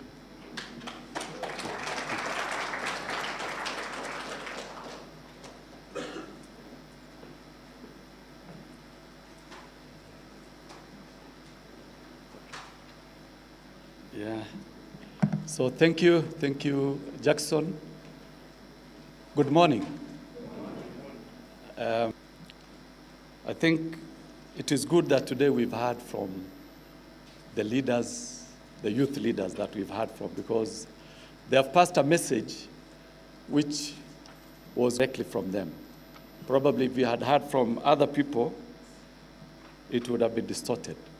We had it direct, loud, and of course, there isn't anything we can do about our age, but we can partner with you despite our age. There is a way we can communicate with you, partner with you, understand one another so that we work together. Because partnership with the youth in our assessment is very, very critical in the fight against corruption. And as we move forward into next year, as a commission, partnership with the youth and other stakeholders in the fight against corruption will be so critical and key in the activities that we'll be undertaking. So rest assured, despite our age difference, we can communicate with one another, isn't it? Yeah, so that's one. The other thing that I also want to mention is what actually bothers most of the youth, or rather the challenges that they face, is access to services, to public services, access to essential services from public institutions. And also as a commission, we've taken that as one of our key focal areas that we'll be handling so that we make public services more accessible, easily accessible, and efficient. That can be done through cooperation with the public agencies that we will be dealing with.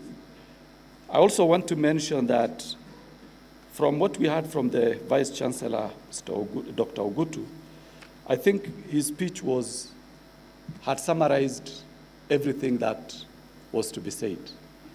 Because it is all about believing and living in integrity. That's it. That's all. And let me also answer one issue that was raised of a young person who is wondering, does it actually pay to live a life of integrity? That is a question we always hear. But we know about, various public institutions. Of course, you all know that we are having challenges with fake certificates, fake academic certificates. And the Director of Ethics and Leadership is here. He can attest to the fact that of all the investigations that we've done on universities, I have not come across one case of Strathmore University certificate having been forged or presented as a certificate from this university. So that is a plus. That is the kind of life we would want other universities to emulate and to also practice and live. But as I said, the Vice Chancellor may have concluded, or rather given all that was to be said, but because I have to I have a speech of about 2 minutes to read. Please bear with us. So today, as we commemorate the International Anti-Corruption Day, we gather under a theme that resonates deeply with hope, resilience, and transformation, uniting with the youth against corruption, shaping tomorrow's integrity. The choice of this theme is not coincidental. It recognizes a truth which we must all embrace. The youth are not only the future, but also the present. They are our nation's most potent force for change, innovation, and integrity. They are a heartbeat of our efforts to combat corruption and secure a brighter future for Kenya. Corruption remains one of the greatest challenges of our time. Its tentacles reach into every aspect of our society, eroding trust in institutions, stifling economic progress, and denying ordinary citizens access to opportunities and services. The cost is particularly heavy for young people as corruption undermines education, employment prospects, and societal equity. Yet, let me say, where challenges exist, so too does opportunities for transformation. Allow me to reaffirm that the youth possess unparalleled energy, creativity, and willingness to question the status quo. Your voice is powerful in the fight against corruption. The youth continue to be champions of social change through active participation in governance globally. Kenyan youth have not been left behind in seeking for enhanced accountability and transparency in leadership. You are not only leaders of tomorrow, but also stewards of today. Ladies and gentlemen, to truly unite against corruption, we must equip the youth with tools and platforms for meaningful engagement. First, education and empowerment. Anti-corruption education must begin early and extend to every level of society. The Ethics and Anti-Corruption Commission is committed to enhancing civic education in schools, tertiary institutions, universities, and community programs. Second, technology and collaboration. We urge the youth to leverage on technology to monitor public programs and projects for enhanced transparency and reporting of malpractices in project implementation. Third, celebrating integrity. We must recognize and reward acts of honesty and bravery, creating role models for generations to come. As we mark this day, we seek to partner with Kenyan youth to amplify the voice against corruption and unethical conduct, which continues to deny the youth fair access to opportunities for personal development. Let us work together to dismantle the system that breeds corruption. Start by refusing to participate in corruption, no matter how small. Today is not just about acknowledging the problem, it's about embracing the solution. Kenya's future lies in the hands of its youth, and that future will only be as strong as the integrity we nurture today. Let us unite with our young people, not just in words, but in action. Together, we will shape a Kenya where integrity is a shared value, corruption a distant memory, and every citizen has an opportunity to thrive. I want to leave the leaders, the youth, with one challenge. We have seen in the past that youth have a very strong voice criticizing corruption and bad governance. But immediately, some of them take positions of responsibilities. They don't live to that particular aspiration and the words that they have always, agitated for. What I want to urge you as leaders of the youth, please criticize, call out, but the most important thing is to live by your words that you are a person of integrity and not merely by agitating through the voice and through other actions. So thank you very much, and God bless you all.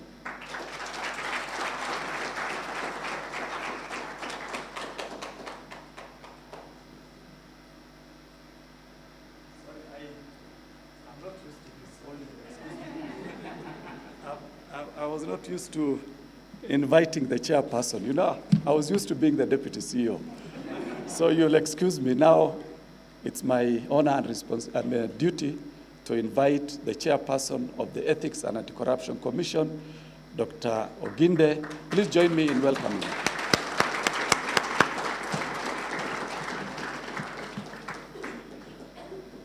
Chair, excuse me, Chair. Thank you very much. Our DCO and soon to be SCO, Secretary and CEO of the Commission. Let me appreciate all of you who have spoken here before, those of us who are here at the front and those who are at the forefront, our youth leaders. Each one of us here have made very significant comments on what we need to do concerning the matters of corruption in this country. One of the things that I said soon after I joined this commission, and the fears that I actually had, and I still do have, is that the talk about corruption and the fight against corruption could become just that, a talk and a fight. And that with time, I too would be, find myself where this is just something we talk about. Because corruption in our country is real, and it requires actual action to be taken. And so I want to appreciate those of you who have partnered with us in this venture at different levels. I appreciate the EU and the work that you are doing together with us. I want to appreciate the British High Commissioner. Thank you for the work that you are, the support that you're giving us as EACC.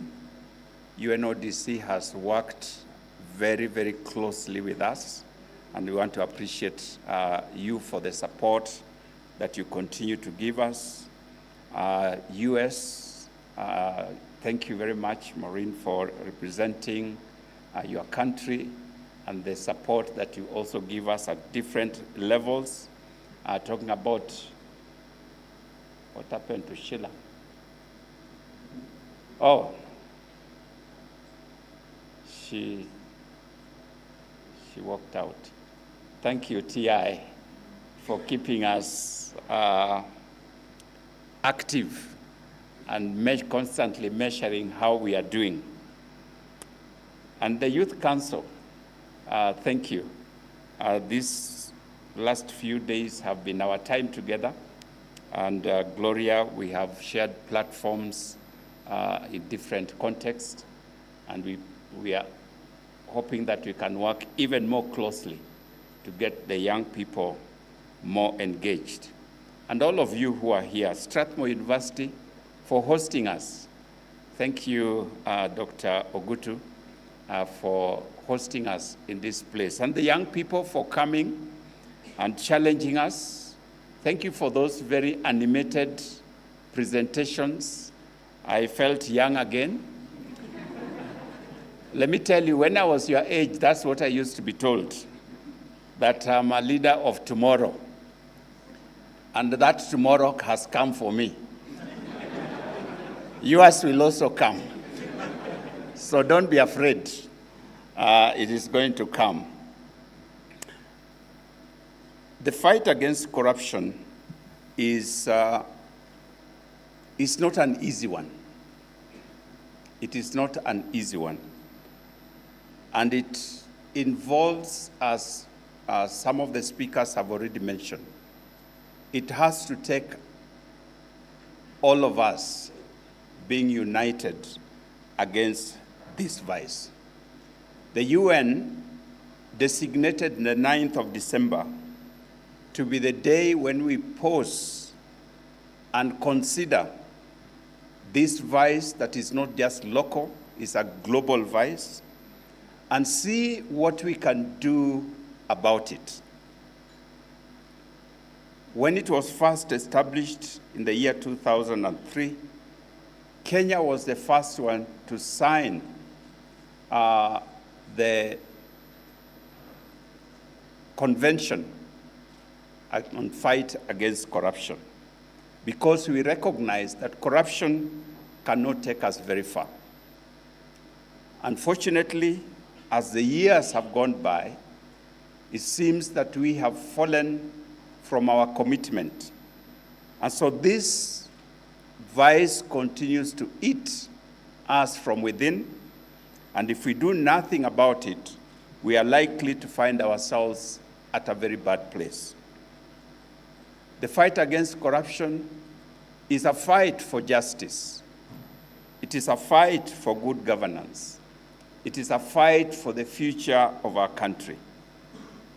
Young people whom we are focusing on during this particular year commemoration, you have the energy, and we saw it right here in your speeches, great energy. You have creativity. I get amazed at the kind of things that our young people are able to do. You have passion, and that's what has driven you to do some of the things that you have done. And therefore, if these are channeled in the right way, we could actually bring down this giant.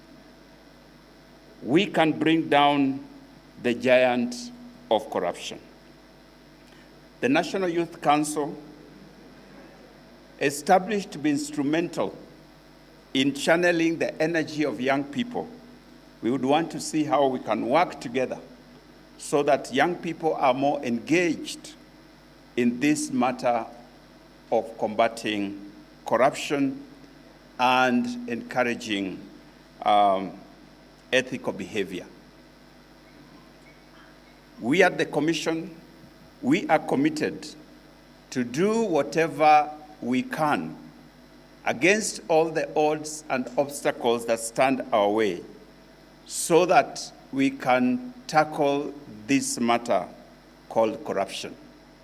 And in undertaking our mandate, we want to collaborate with all stakeholders in learning institutions and where young people are to be found so that we can begin to develop a culture of integrity and ethics, good use of public resources in whichever space that we find ourselves.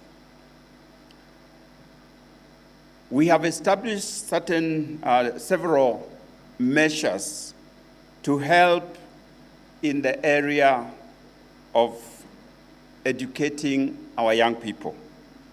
We have school outreach programs targeting institutions of learning at all levels, primary, secondary, tertiary, and universities, to help our young people begin to develop a culture of integrity. We have established integrity clubs, which are intended to promote values and ethics, developing right attitudes of honesty, of service, of ethics and moral conduct among our children and young people. The Commission has participated in developing curriculum that can entrench ethics and integrity within our education sector. And we believe that if these are taken seriously, they could help us to move to the direction that we need to go. How can we collaborate with young people? The Commission would like to offer technical assistance in various youth networks like the ones that stood here before us today, so that we can help you develop the skills that are necessary for fighting corruption identifying corruption networks, and seeing what you can do in those spaces. We are also working on anti-corruption, legal, and policy advocacy, through which young people can participate in advocating for laws, regulations, policies, both within the corporate and public space that will enhance good governance. We would like to see a little more research being done, and the Vice Chancellor did mention this in his speech, that Strathmore is working in research on some of these matters. And he mentioned to us that one of the studies that is mandatory in this university is anthropological studies, the study of human beings, because corruption is a human problem. It is not a Kenyan problem. It is a global problem. How it manifests may be different. I was recently in a program organized by the United Nations called Globe E that was hosted by China in the month of October. And I was there representing our country, and we have over 170 countries that attended that program. And almost each country was given an opportunity to just share what are the issues, what are the challenges, what is the nature of corruption in your country. It is like all our scripts were written by one person, whether from developing nations or from developed nations. The story is the same across the board. Corruption is a human problem. And unless and until we deal with that corrupt human nature, we may be fighting a futile battle. So sharing information, doing research, and looking at ways and means through which we can fight this vice, that is what will help us to combat, reduce, and hopefully eventually eradicate this vice. Let me give just a few practical things that you can do as a young person. Corruption starts at a personal level. When the Vice Chancellor was talking about some of the things he has to do even when he's driving, it is a reality. It's a choice you make that you want to be ethical in all your conduct. And when he mentioned, and I think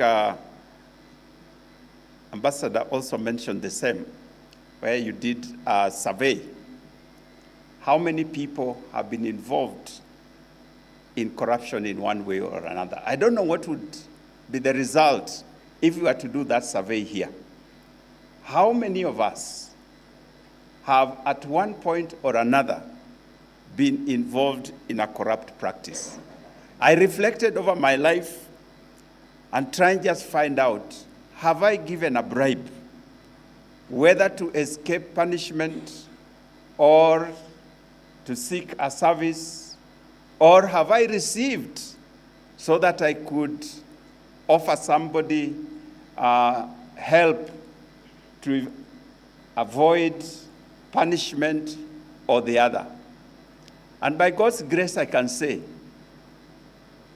I have not. I have had opportunities. I have been confronted by situations, police officers on the road, some who have insisted. I remember one near Yaya Center here, who I tried every means, in fact, including telling him, let's go to the station and let me write my statement and let me do it. He said, no, you have to give me something now. And I said, I don't do that. And he insisted. But according to my own stand, that is not a choice that I have. It is not an alternative. So as I stand here, I have not given anybody a bribe, whether to escape punishment or to get a job or to get a service. because it is a personal choice. We have to make that personal choice right when you are still young. Because when you grow older and the opportunity comes, today it may be a small thing, tomorrow it will be a big thing. So I would like to urge each and every one of us to develop a personal moral conscience, an internal sense of right and wrong, so that you do not need a police officer, you do not need law enforcement, you do not need a parent, you do not need ESCC to tell you this is wrong. You just know from within, this is wrong and I should not participate in it. With moral conscience comes moral conviction. Moral conviction is the strong belief that a particular action, behavior, or principle is fundamentally right or wrong, so that then I cannot and I will not participate in it, even if it means I'm going to die. Is it Ken? Yes, Ken. You said that if I do right, I will not last long. Thank you. I'll try my best. I don't want to leave, but if I have to leave, so be it. As you may know, they are already trying to get me out. Parliament almost got me out just the other day. Thank God for the law that the Speaker upheld, and now I can still stand here as chair of ESCC. It is true that these things happen. So when you have moral conviction, it doesn't matter whether there's someone or there's no one. You will do the right thing. The third thing in this personal, developing personal value is something that I've shared with many of us. Develop a personal moral identity. Moral identity is that self-identity when it comes to morals. Many of us, our moral identity is founded on other people. So you hear people saying, but everybody is doing it. In other words, because everybody is doing it, then it is okay for me to also do it. Your moral identity is actually on other people. Some people, our moral identity is founded on what our parents said. I cannot do this because my mother told me, because my father told me, because my teacher told me, and that is your stand that guides what you do when you are in an ethical dilemma. For some of us who are religious, our moral identity is founded on God. And so I will not do anything that would offend the God whom I worship. And God has set standards. And therefore, whether everybody is doing it, whether my parents said or did not say, I will not do anything that goes against the beliefs of my God. Ask yourself, what is your moral identity? What causes you to do the right thing in any particular situation? Is it what other people are doing, or is it what you have decided and is founded on something solid that will hold you even to your old age? Like our DCO said in his speech, he mentioned that we have seen men and women, young people who are in university, and they were saying, comrade power. I was there. Now those people are leaders of this country. But the very things that they were condemning at that time are the very things that they are now involved in at this time. It means they did not have a foundation upon which to stand. They did not have a conviction that would take them through life's journey, that in whichever space they find themselves, that comrade power can still hold them even to the very end. And I pray that our young people who are now speaking to us, and I support you, I've worked with young people for a long time, that you will hold a personal conviction that irrespective of where you'll find yourself, you will do the right thing. The second thing I would like to share is, or call to you to, refuse to participate. Refuse to participate in corrupt practices, activities, cheating in exams. Refuse to cheat in exams. Refuse to take or acquire fake certificates in order to get jobs. Refuse to bribe for jobs. You would rather stay at home for 20 years and do something than pay a bribe to get a job. The moment you do those kinds of things, you open a door that will lead you to stealing billions from government. Refuse to sell your votes when voting time comes. Refuse to sell your body. All these things happen to young people. Just say, no, I'm not going to do this. In other words, in simple language, refuse to participate in corrupt practices. Number 3, be a whistleblower. One of these sad situations that we find, especially among us Africans, is because of our courtesy, we see things happen, and sometimes we say, I don't want to spoil for them, or I don't want to involve myself. So you can see things are happening around you, but you do not want to say. We are only going to fight corruption if we have people who are willing to stand up and say, there's something going on around me that I'm not sure whether it is correct. Let us know about those things, and we will see what we can do about them. We are working towards encouraging the implementation of the whistleblower laws that would protect whistleblowers, people who give information. But I can assure you that even without that law in place, if you are to give us information, it is the practice of EACC not to disclose the source of its information. So give us the information, we will know what to do with it. We don't have to say who gave us that information.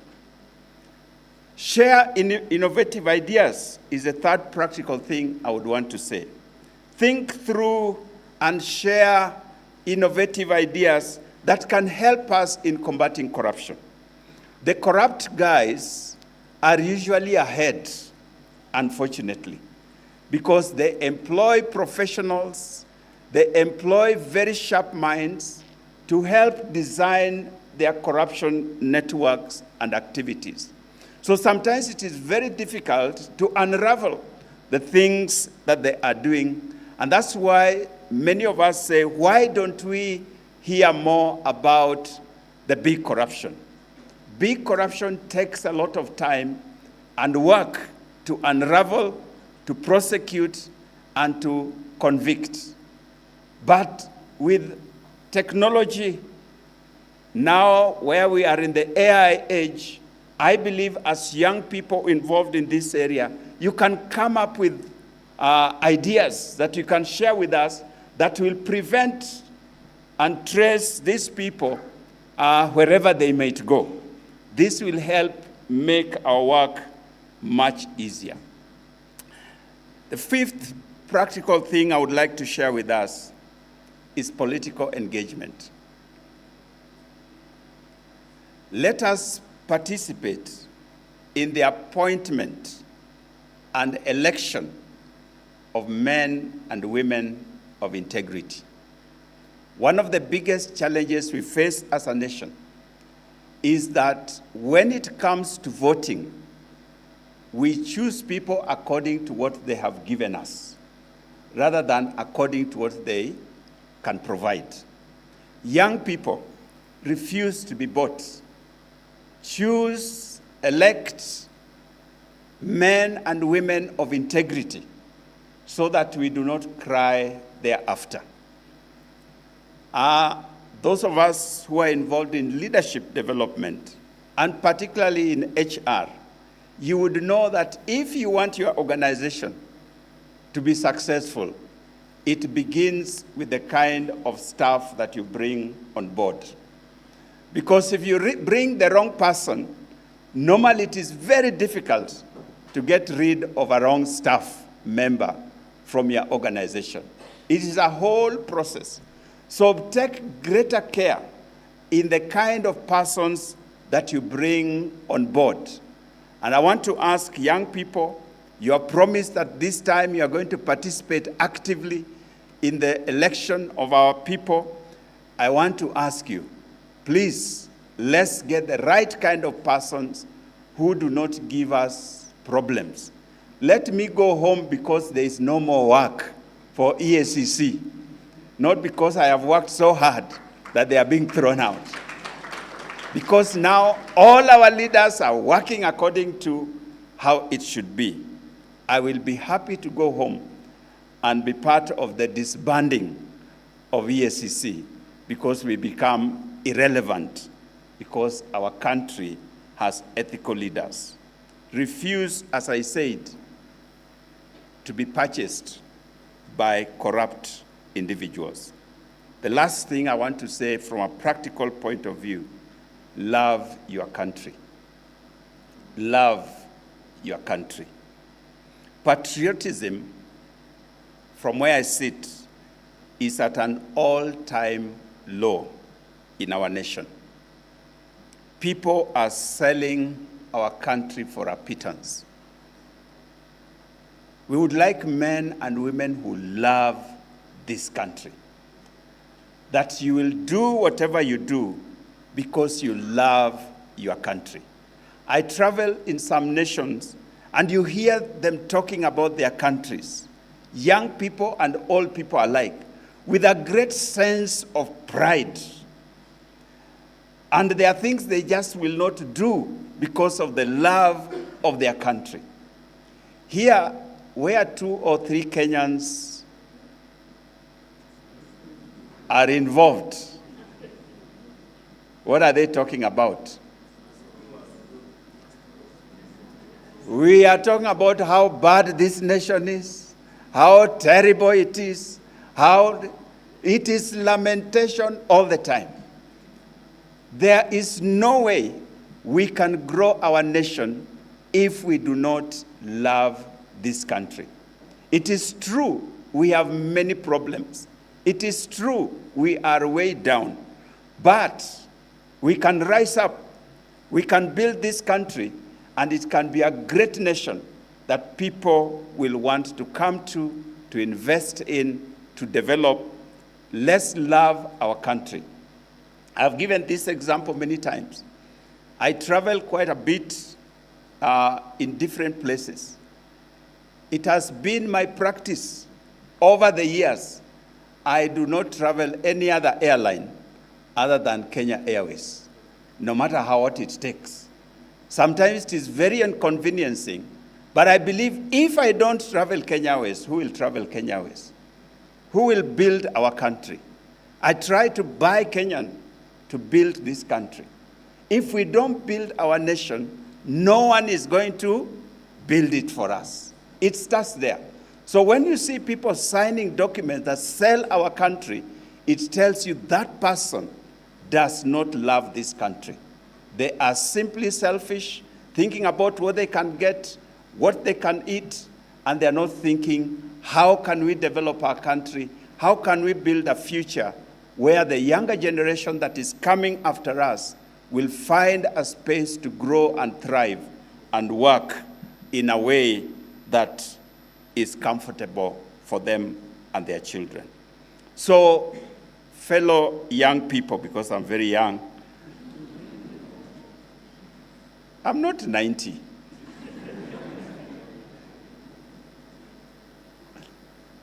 I want to appeal to all of us.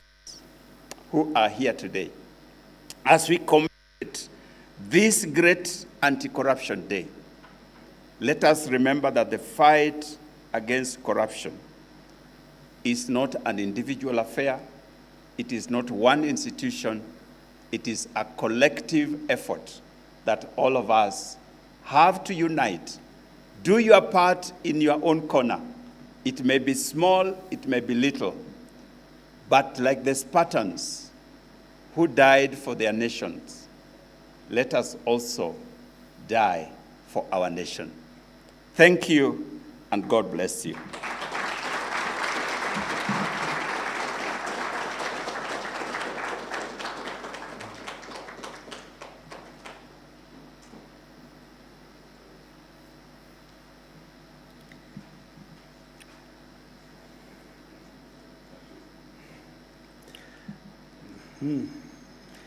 Thank you, Chief Guest. I now invite us to appreciate the Chief Guest and the CEO. The CEO is not appreciated.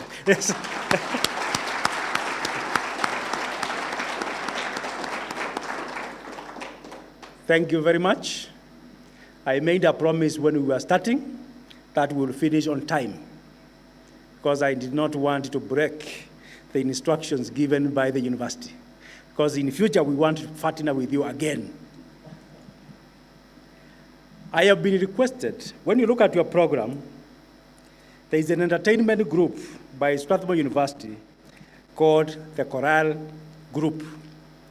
This group had prepared fully, but they are unable to take up that slot because majority of them are sitting exams. They have told me to publicly pass their apology. Thank you. Next, as we come to the end of this program, I will invite our Director of Preventive Services, Mr. Vincent Okongo, to move a vote of thanks and make announcements.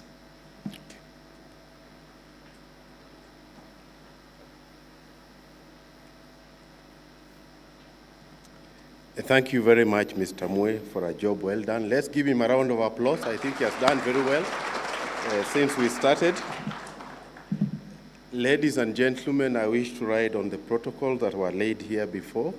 So I want to say good afternoon once again. On behalf of the Ethics and Anti-Corruption Commission, I am honored to deliver the vote of thanks as we conclude today's commemoration of the International Anti-Corruption Day 2024, whose theme is uniting with the youth against corruption, shaping tomorrow's integrity. First and foremost, I expressed our deepest gratitude to our chief guest, the chairperson of EACC, Dr. David Oginde, for your very inspiring and thought-provoking keynote address. I think you have shared some very practical strategies that we can adopt as young people. I'm also young, to be able to navigate this very difficult environment of the fight against corruption. Your insights and unwavering commitment to fostering integrity and transparency have set a powerful tone for today's event. We are grateful for your visionary leadership in driving the fight against corruption in collaboration with stakeholders across all sectors. To our esteemed speakers, thank you for your impactful contributions and thought-provoking presentations. Your insights and perspectives have added immense value to this day, and we remain committed to exploring opportunities for strengthened collaboration in our shared mission to combat corruption. Our special thanks goes to our valued partners, the European Union, the US Embassy, the United Nations Office on Drugs and Crime, and Transparency International, again for your collaboration and unwavering support in organizing this important event. Your commitment highlights the strength and impact of partnerships in advancing the fight against corruption and inspiring the youth to become champions of integrity. We deeply value our continued collaboration in promoting ethics, integrity, and good governance and we look forward to furthering these shared goals together. We extend our heartfelt gratitude to the Vice Chancellor of Strathmore University and the Dean of the School of Law here for graciously co-hosting this significant event. Your leadership and unwavering commitment to advancing ethics education in this region has positioned Strathmore University as a beacon of integrity and academic excellence. We are honored to be associated with your esteemed institution and deeply value your partnership in fostering a culture of transparency and accountability. Our distinguished guests, policymakers, and development partners, your presence today reinforces the collective resolve and shared responsibility required to build a corruption-free society. This goes especially to the His Excellency, the British High Commissioner to Kenya, the EU Ambassador, the representative of UNODC, and also the representative of the US for those very good statements. We deeply appreciate your engagement and contributions to today's discussions. To the young people present, who embody the essence of today's theme, thank you for your energy, ideas, and passion. I think we have seen it all when we gave them a chance to air their opinions and express their ideas on how we can move this agenda forward. You remind us that the fight against corruption is not just a task for today, but a commitment to secure tomorrow's prosperity. I also wish to acknowledge the Joint Organizing Committee comprising representatives from Strathmore University, the Kenya Leadership and Integrity Forum, and ESCC. Your meticulous planning and tireless efforts have ensured success of this event. Thank you for your dedication and hard work prior and during this particular event. To all participants, thank you for your time, attention, and your support in advancing the fight against corruption. Together, let us be on the today's momentum, build on the momentum for today on the discussions, and take actionable steps to create a just, transparent, and accountable society. As we conclude, let us remind all of us that combating corruption requires vigilance, courage, and collective effort. Together, we can shape a brighter future for Kenya, one rooted on integrity and accountability. So thank you all once again, and we wish you safe travels, and may we continue to champion the cause of anti-corruption in this country and beyond. God bless you all. Thank you. So allow me to go to the next level and request the representative of the Hindu Council to come forth, Madam Vrinda Sharma, to give us a closing prayer. Then I'll make a few announcements, and then we'll see the way forward. Welcome, Madam Sharma.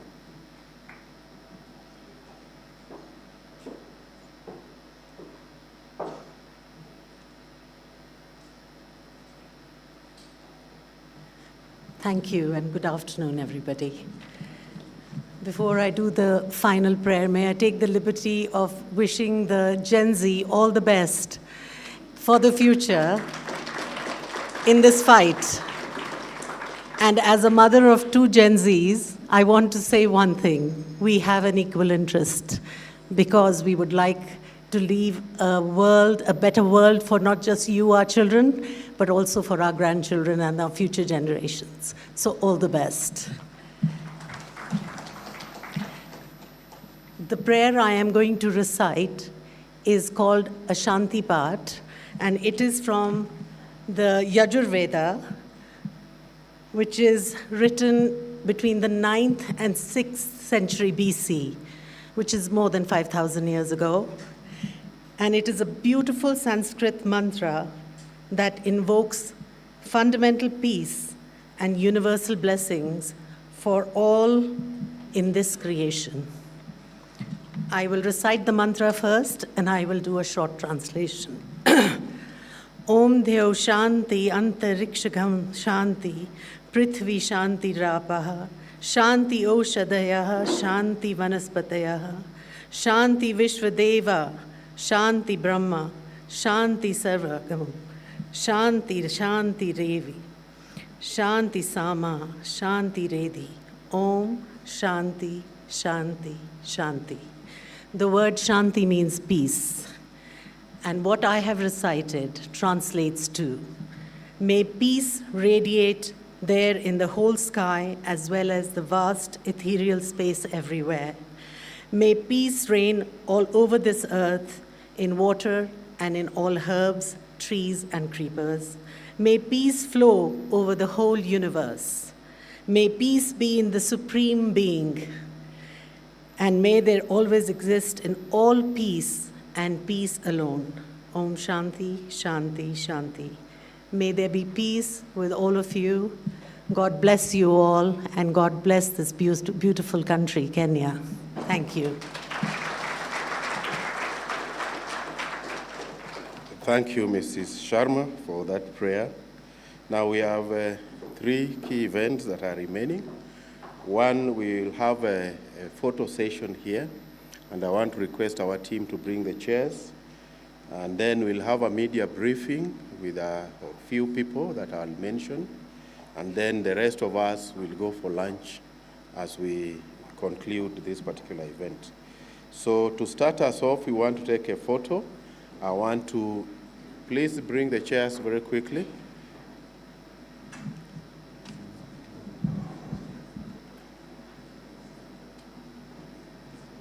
Yes, so bring them up. This particular, let's take the podium away. Give me this. This particular. So I will request the chief guest once the stage is set. All the speakers.